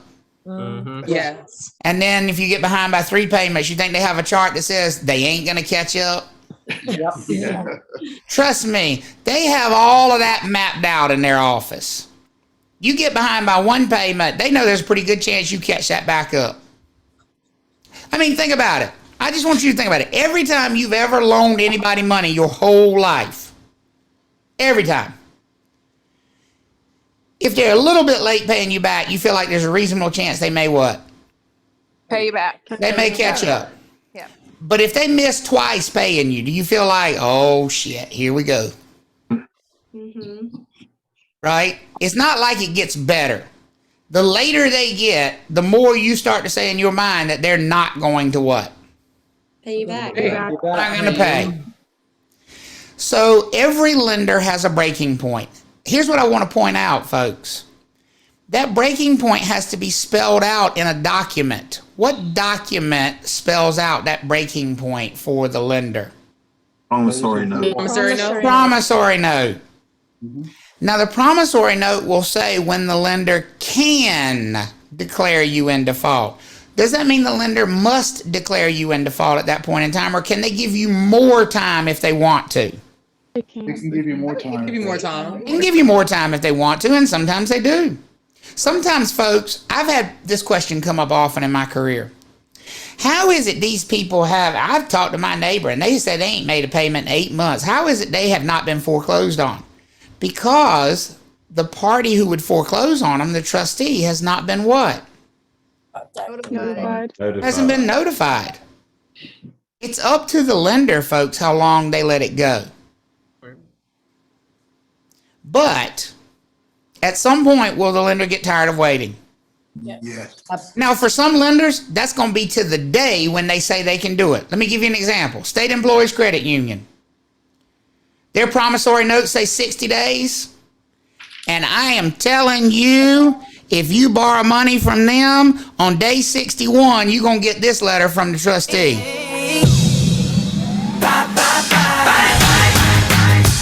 Because they ain't playing with you. They are not playing with you. They don't play. If their note says 60 days, at day 61, you are getting the notice of default from the trustee. If you bank with Bank of America, they might forget you for 12 years. I'm just being honest with you. There is no rhyme or reason with that organization. They might send it to you on day 61. It might be year 12 before they find, hey, you owe us money. I saw when I worked at Hutchins Law Firm, and I'm sorry to interrupt you, but no, you're I fine. seen something that came across my desk from like 2017 from Bank of America. And I'm like, wow, so they went this long without noticing that. Right, they just now figured out you ain't paying them. Yeah, and I was like, 2017? I was like, is this a mistake? And my supervisor's like, no, girl, we see it all the time with Bank of America. They sloppy. They're just sloppy. The bigger the bank, the sloppier they are. So I don't want y'all to think this is like written in stone. This is basically whenever the lender decides to involve the trustee. But here's what I want to point out to you. It does not matter what lender has the note. Once we get to this point right here, it doesn't matter who the lender is. Because once you involve the trustee is not the lender. The trustee is an attorney. And up to this point, they agreed to be the trustee for very little money. When did they probably charge a fee for agreeing to be the trustee? When the note was signed. When the note was signed, when it was created. And they might have gotten $200, $300, $400, $500 tops to agree to be the trustee in this thing, which don't sound like much money, but could one attorney be the trustee for 10,000 notes at one time? Yeah, it adds up. Yeah. You know? Yes. It adds up big time. Most people are gonna pay. Here's the thing though, when they only got paid that $100 or $200 or whatever it was, they were planning on never having to do anything about this loan. Is everybody with me so far? You have bothered the name on the paper. You have bothered them now. You have gotten them off of the golf course. They are mad at you for interrupting their leisurely existence. But are they really? Because they're going to get paid, aren't they? Well, and that's why I mean, Janet, that's why they're going to make sure to punish you. The punishment is coming. Like Kathleen said, you done poked the bees. You poked the bee's nest, right? So they are going to send a notice of default. But here's what I want to do. I'm going to throw some dollars up here because I think it helps to see that. Let's say that we started this process with the borrower owing $300,000. That was their loan balance. Now, are we gonna have some missed payments in there? Yes. For sure. If we didn't have missed payments, we wouldn't be having this conversation, correct? Right. Correct. And is the original lender probably going to charge some penalties for being late and missing payments? Yes. Yeah. Yes.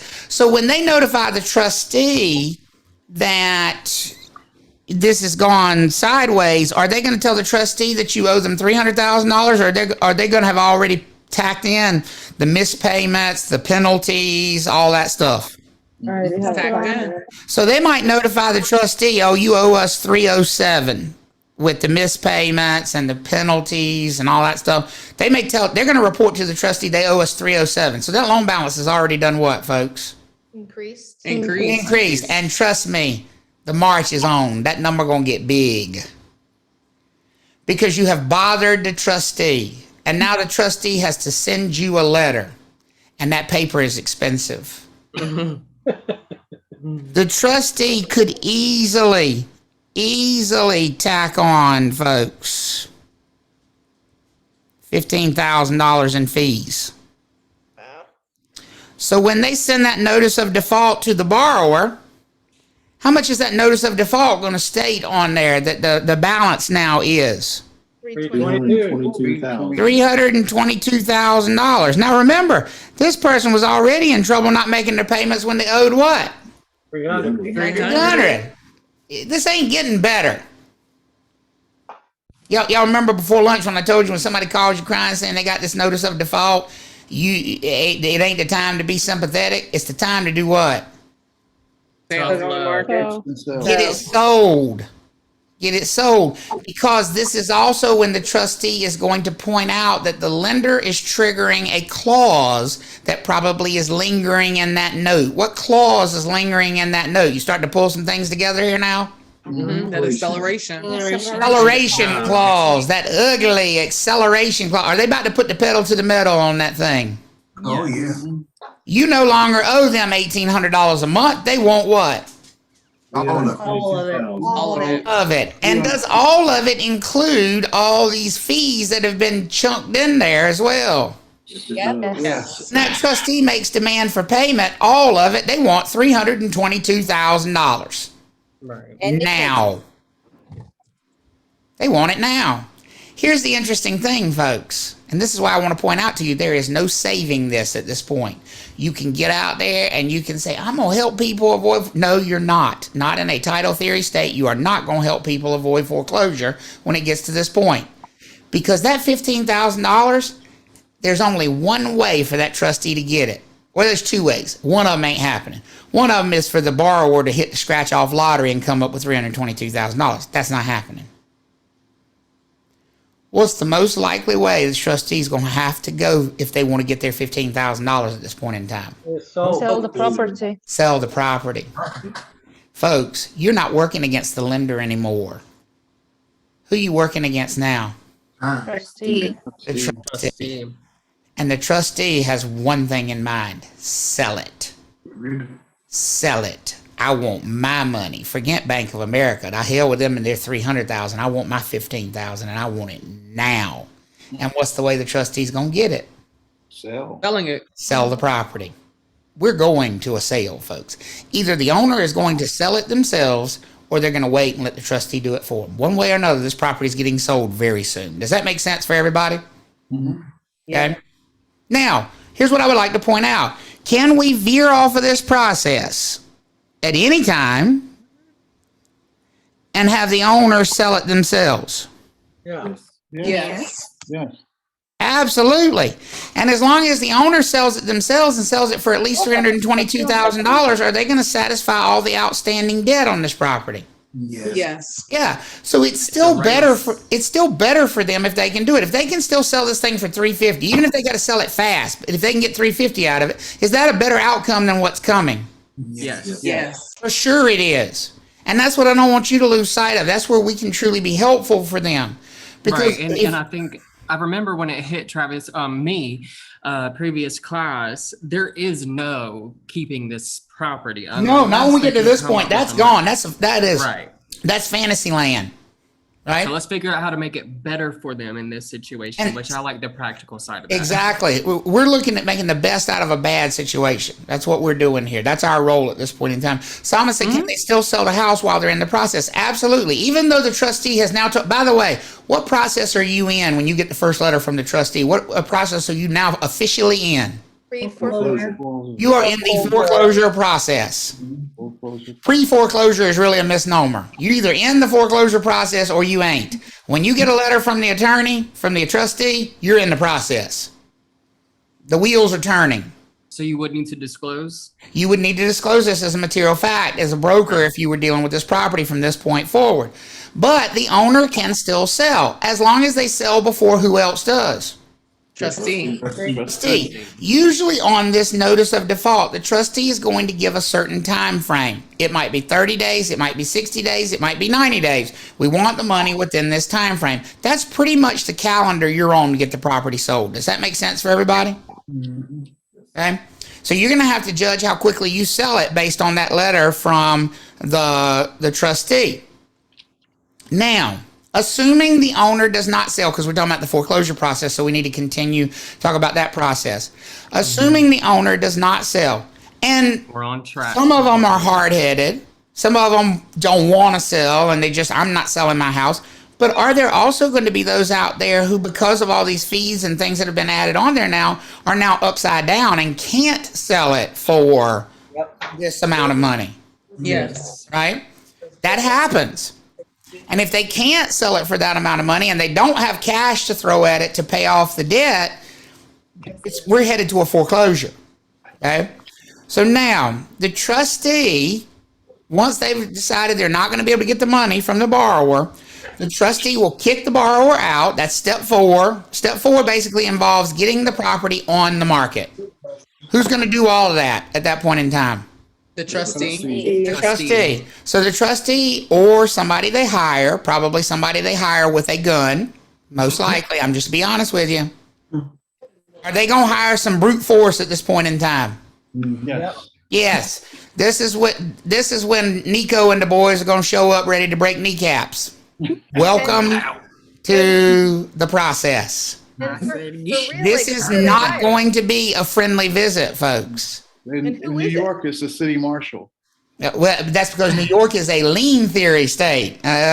In North Carolina, it's Nico and the boys. Are you for real? Like, who do they hire? I'm telling you who they hire. People with dubious backgrounds and weaponry. That he never attempt to get out. And they go and they show up at this property and they say, you have 10 days to get out. And if you are here when we come back, it is not going to be pretty. That is what's going to happen at this point in the process. Because the trustee can't sell it as long as they're what? There. As long as they're there. And when these people get out, and let me tell you why they're going to give them such a short amount of time. People are like, oh my God, that's heartless. And it is. Do you think they've experienced that when you leave people in there for a long time, they tear the place up? Yes. Do they start stripping stuff out and selling it? Do they start just for meanness, just cutting the plumbing off the wall? Do they start punching holes in the wall? It's all happened, folks. Let me tell you, in 2008, I saw some things that I can't ever unsee about what people will do to a house when it's being taken from underneath them and sold. I've seen it recently. I showed a house one time, and it still bothers me to this day.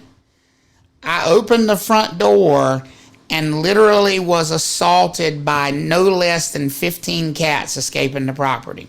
Oh, my baby. People locked more than 20 animals up in that house, filled the tubs up with water, dumped food on the floor, and left. And nobody had opened the door until I went there to show it. That's the kind of stuff you get. And so when these trustees go to these properties, they are looking to secure the property. That's it. That's it. That's all. Janet, you had your hand up. Can they lock it up? I know in New York, my friends did. But they will give them usually 10 days notice. They usually give them 10 days notice. And when they come back in 10 days, they're changing the locks. They're boarding up the windows. They're securing the property. Yep. And they will secure the property even if people's stuff is still in there. Okay. I did actually sell that house, by the way. Of course, I called animal, welfare, and they came out and caught all the cats. Would you believe my buyer still wanted to buy the house? He bought it and had to gut it down to the bare studs, had to rip everything. Oh, the smell would kill you. Oh, well, it was awful. Well, call me. I'll come get the cats. Awful. You would come get all of them too. You would come get them all. So the trustee is going to secure the property, and then the trustee is going to be the one in charge of selling it. Now, I do want to point this out. It says auction at the county courthouse. People get confused with that. People see that auction at the county courthouse and they think that's the same as a lien theory state. That is not the same as a lien theory state. At the county courthouse, who's actually running the auction? Who's in charge of selling the property? Trustee. In a lien theory state, the Sure. courts are the sheriff. In a title theory state, we're holding the auction at the courthouse, but who is actually auctioning the property? Who's running the show? The trustee. The courthouse is just a physical location for the auction, but it's the trustee who is actually auctioning the property. It's the trustee who's handling the sale. Are these non-judicial trustees called real estate lawyers? What are they called? They could be. Sometimes some will title themselves that, right? That's their specialty. Yeah. Yep. Now look at number 5. That's what an auction means. The property is going to be sold to the highest bidder, period. There is no ifs, ands, and buts about this. The property is going to be sold to the highest bidder, regardless of the amount of debt, which means sometimes the debt's not going to be satisfied. You just have to learn to accept that. If the high bid is $10, is the property going to sell for $10? Yep. Yes. Now, that's probably not going to happen. You can rig these auctions. You can legally rig these auctions. Who has the biggest vested interest in making sure that this thing does not sell for some absurdly low amount of money? The trustee. Not really the trustee. Who has even bigger interest in them? The lender. The lender. The lender's got $300,000 tied up in this thing, right? The trustees maybe got $15,000, but the lender's got a bunch of money tied up here. The lender is probably going to place the first bid on the property. Right there, folks. That's where the perception comes from that lenders are taking these properties. Right. They're not taking them. They're buying them. They are buying them. Because if Bank of America comes in and places $322,000 as the opening bid, and they will, there's a reasonable chance that nobody else is going to come bid what? Any higher. And if nobody outbids them, will Bank of America purchase that property for $322,000? Yes. Here's the thing, though. It's not going to cost them $322,000 because $300 of it's coming right back to what? To them. Them. So they effectively have purchased the property, and it now belongs to them for $22,000. Does that make sense for everybody?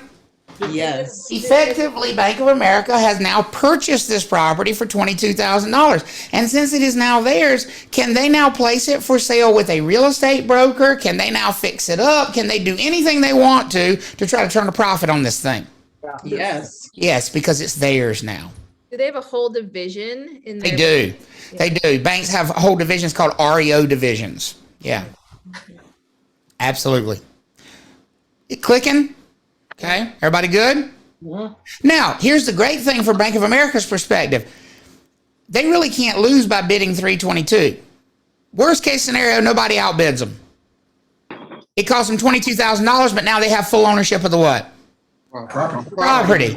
And they can go out and hire a real estate broker. They can put it on the market. They can market it fully, no rush, and probably get enough money to get their money and maybe even make a profit. Everybody okay with that? Yes. If somebody bids more than 322, that's even better for Bank of America because that means they're going to get all their what? All their money. All their money, which was all they wanted anyway. So see, it's really a no-lose situation for them.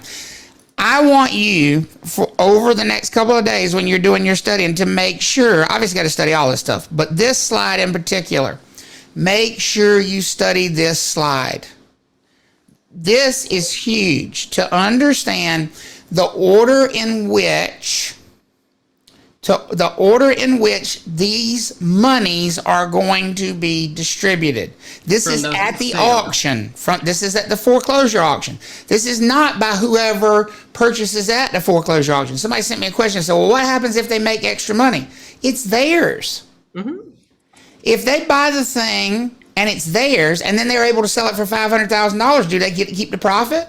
Yes. Absolutely. They own it now. And Travis, I heard people later on, whenever we talk about regular sales of the property, say like, okay, well, this isn't the same distribution process. It is. You're just tacking on another step at the very beginning. Right. And so when we get later in the class and talk about, you know, like the priority of liens, you will have already seen this. Because liens are paid off in a certain priority. The state puts a certain priority on the payment of liens. That's not the choice of the lender. It's not the choice of the trustee. The state of North Carolina has said, if there's, because the truth is, are there going to be multiple liens on a lot of these properties? Yes. Lots of them. Might be 2 mortgages, might be some unpaid property taxes, might be some contractors' liens, might be all kinds, might be 20 different liens against this property. Everybody wants to get paid. If you got a limited amount of money, the order makes all the difference in the world. Okay? So make sure you take a look at this. What does it say is going to be first in line in getting paid here? Mortgage note. Trustee fee. The trustee's fee. Sales fees. Now you see why they want to get it foreclosed. They get paid what? First. They get paid first. Once you paid the trustee, then who do we move to? Taxes. The property tax. Outstanding property taxes. That is the second priority. Leave it to the state to put themselves high on the list, right? Okay. Pay the trustee first, then pay outstanding property taxes. Then who gets paid third? Lender. The lender. Lender. And if there's more than one, we pay the oldest loan first. The one that's been in existence the longest gets paid first. But now here's what I want to point out to you. Don't pay a 10-year-old loan before you pay 2-year-old taxes, because all taxes get paid before any loans get paid. Does that make sense for everybody? Yes. Okay. You only pay the oldest loan first when you've taken care of the trustee, when you've taken care of the property taxes. Then when you get to the loans, you're going to rank them oldest first. And we know which one's the oldest because we're going to simply look at when those deeds of trust were recorded and look at the what on them? Dates. Look at the date. The one that's been in existence the longest is going to get the highest priority. Everybody okay with that? Yes. It's like seniority. We even call it the senior note. Yes. Is there anything to stop the trustee from having such a high price or charging such a high price and the lender not getting control? Not really. Not really. Not that I'm aware of anyway. And the pay all the costs of the sale, just the rent, like the traditional closing costs and stuff like that? Or? Well, there won't be those because this is only for a foreclosure sale right here. What So are you those pay all costs? What are those of the sale? So like anything that the courthouse charges, they put usually at the courthouse they charge a fee for holding the auction there. The trustee might have a fee. If there was fees associated with like cleaning the property out or fees associated with securing the property, all those kinds of things. The mob guys. The mob guys, exactly. You got to pay them all. Everybody's got to get their piece, right? And that comes off the top first, which is kind of how the mob works. I got a question about the mortgages. The mortgage liens, it could be multiple banks, right? Correct. And multiple kinds of liens. Correct. So one could be higher even if it's not the oldest. Correct. The oldest one could be the lowest amount, right? You pay them based on how old they are, not size. Okay. Right. That's a good point. My first mortgage could be $50,000, and my second mortgage could be $350,000 because it's first and second is based on age. Okay. Look at now. Are we going to start to worry about running out of money right about here? Yeah. Oh yeah. That's where we kind of get in the red zone a little bit, right? Worried about the money. If we get all the mortgage notes paid off, then we go to other liens like contractor liens, which we're going to talk about later. Basically, contractors who have done work on the property and have not been paid. And I love that last one. That last one's so cute, as if that ever actually happens at a foreclosure sale. Look at that last one. If we've paid everybody off and there's some money left over, we're going to go back and find poor Miss Johnson and give her little bit of leftover money after we have paid everybody. Trust me, the mob people in box number 1 will make sure there is no money left for Miss Johnson at the end of this thing. The trustee will adjust their fees accordingly to make sure there's not any money left over for Miss Johnson at the end of this thing. Okay? Look at that note down at the bottom. It says, once the trustee has distributed all the funds, any remaining outstanding debt, because could there be debt left over if we got a bunch of liens on this property? Yes. Yes. Any outstanding debt that's not paid is going to be called a deficiency. That's a really important one to remember. That's the leftover debt that is unpaid. The good news is for the property is no longer encumbered by debt. The property has been washed clean. It's like a baptism for the property, right? The property is free of all its sins. It can move on to the next owner free of liens. As a matter of fact, if you're really nervous about buying a property with liens on it, what's the best way to buy one in North Carolina? Free. At a foreclosure auction. At a foreclosure auction. Because you know when it comes out of a foreclosure auction that all the liens have been what?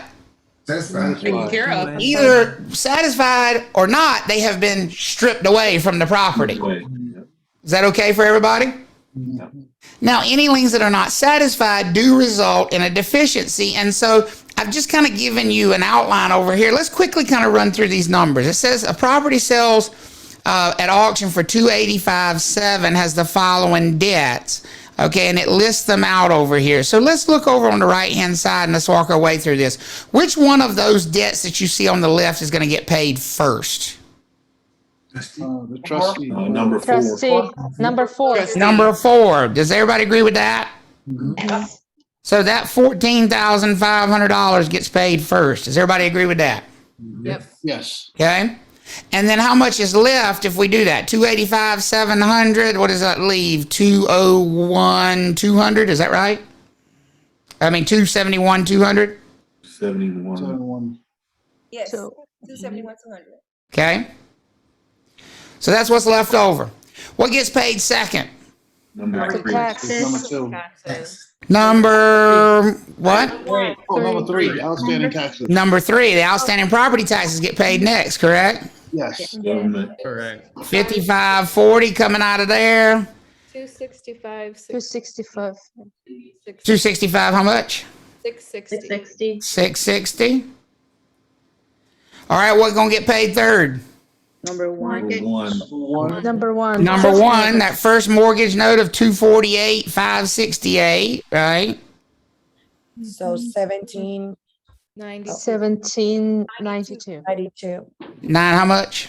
092. Oh, 092. Okay. 092. Oops. Can't write. Mortgage. I have a second mortgage. And then we get the second mortgage, correct? Now we're negative. We don't have enough. So we don't have enough money because we only got 17,000. Y'all see how that got sideways fast, didn't it? Yep. Yeah. So here we are with $17,000 left, and we're trying to pay $25,000 to Truist. Well, Truist is going to get every penny that's left over. How often do people take multiple mortgages? It's not uncommon. It's not uncommon. Yeah. So now we're out of money, right? Does everybody agree with that? Yes.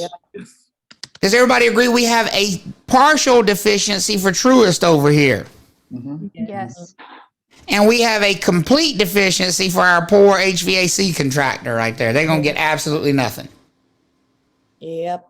Everybody with me on that? Yes. Okay. Now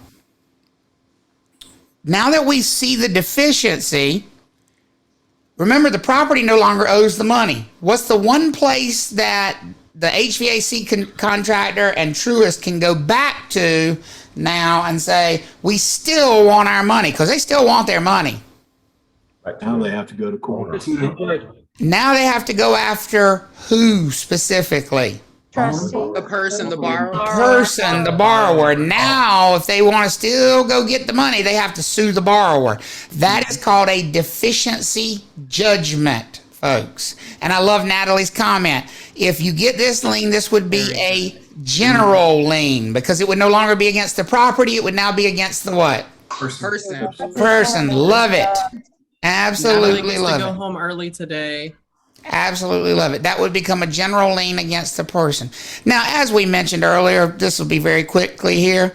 As we mentioned earlier, what's the best way to avoid this process if we get involved at some point along the way?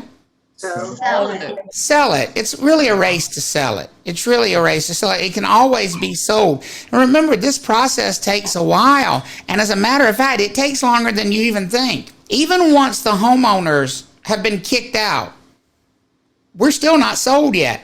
The trustee still has to sell it, correct? Correct. Here's what state law says about the trustee selling the property. When the trustee places the property up for sale, they have to leave bids open for a minimum of 10 days. Minimum of 10 days. And they don't get to decide when to close the bids. It is a function of the law in North Carolina when the bids are closed on a foreclosure sale. Got it. In North Carolina, it is a function of the law when the bids are closed. The auction has to last at least how long? 10 10 days. days. 10 days. If Tanya comes in and places a higher bid at any point in time, what happens with that 10-day clock? Starts over. It starts over. It gets reset. And if we wait 8 days and Madison walks in and upsets Tanya's bid, what happens with that 10-day clock? Reset again. It resets again. Every time somebody places a higher bid, this clock gets reset to the full, how long? 10 days. 10 days. When does the sale actually become final, folks? When they stop bidding. After 10 days. 10 days after people stop bidding. The sale does not become final until that bid sits, and this is what the law says. I love this phrase in the law. The bid has to be unmolested for 10 days. Don't molest my bid. You leave my, don't molest my bid. The bid has to be unmolested or untouched for 10 days to become the final sales price. Here's what's interesting about that. That whole time, folks, the original borrower can still save it if they come up with the money. They have until, how many of you have watched like a movie before and you see like somebody racing across town because the house is being auctioned off and they have to get there before the auction can go final because they got the money. They just found the money somewhere in a suitcase. Well, that's the idea of redemption. Except in North Carolina, you don't even have to be there for the bid as long as you show up within how long after the bid? 10 days. 10 days. If that borrower shows up with the money they owe within that 10-day period, the foreclosure is canceled. 10 calendar days, right? 10 calendar days, correct. 10 calendar days. That's called the process of redemption. And we're done, Joseph. You're good. You're good. Okay? You got one other slide in here, just mentions short sale, which Erica brought up earlier. Folks, a short sale is simply a sale to avoid foreclosure when you have a deficiency. Normally, when we sell to avoid foreclosure, we're banking on the fact that we'll have enough money to pay off all the debt. What if we know we won't have enough money to pay off all the debt? Then it's time for a short sale. A short sale is getting permission from the lenders, from the lien holders in advance to sell it and not be able to satisfy the debt. Let me go back here to our situation. Who would we need to get permission from here to do a short sale? Would we need permission from Wells Fargo? No. No. No, because they're getting what? They're getting all their money. They're getting all their money. Truist. Would we need permission from Truist? Oh, no, we paid. No. Yes. Right? Yes, because they're not getting all their money, right? Oh, yes. Will we need permission from the HVAC folks? Yes. Yes, because they're not getting all their money. Here's the thing. I'm going to put in your brain how a short sale might work. Let's say we have laid this out and we're like, listen, if we go to foreclosure, Mr. HVAC, you get nothing. If we go to foreclosure, Truist, you probably gonna get half your money, maybe. Could we make a deal with them and avoid the foreclosure by saying, okay, Truist, we'll give you $20,000, HVAC, we give you $2,000, and get them to sign off on that? Could we get their permission? Get them to remove their liens for less than what they're owed? Could we do that? Is it legal to get them to do that? Yes. Yes. And what case are you making to them? What are you saying to the contractor? Well, we can go to foreclosure, but at foreclosure, it looks like to me you're going to get what? Nothing back. Nothing. Or we'll give you $2,000 right now to go away. They ain't going to like it, but what are they probably going to do? Take it. They're probably going to take it and run. They're probably going to take it and run. That's a short sale. That's all a short sale is. A short sale is simply negotiating between the different lien holders to try to get a deal done so that you don't have to go the foreclosure route. Everybody all right with that? Yep. Okay? Because remember, I just want to point something out to you. If we could negotiate a short sale, couldn't we avoid one big number on this page? Yeah, The trustee. The trustee. So that's an extra $14,000 we got to play with if we don't go to foreclosure, correct? Yes. That gives you a lot of negotiating room with Truist and this HVAC folks. They're like, because you just tell them, listen, you can press your luck, but you probably going to come out worse for the wear. Or we can make a deal right now. Take a little bit, don't get it all, but you don't have to foreclose on me, and I get you some money. You think that's a deal you can probably make? In the lien theory, do they pay out all the sheriffs and stuff, or is that? They do. But it's a set fee. It's not nearly as high because it's a set like court cost. Yeah. That is it, folks, for 6.1. Oh yeah. How about that? Right. All right. Good job today, y'all. Great job.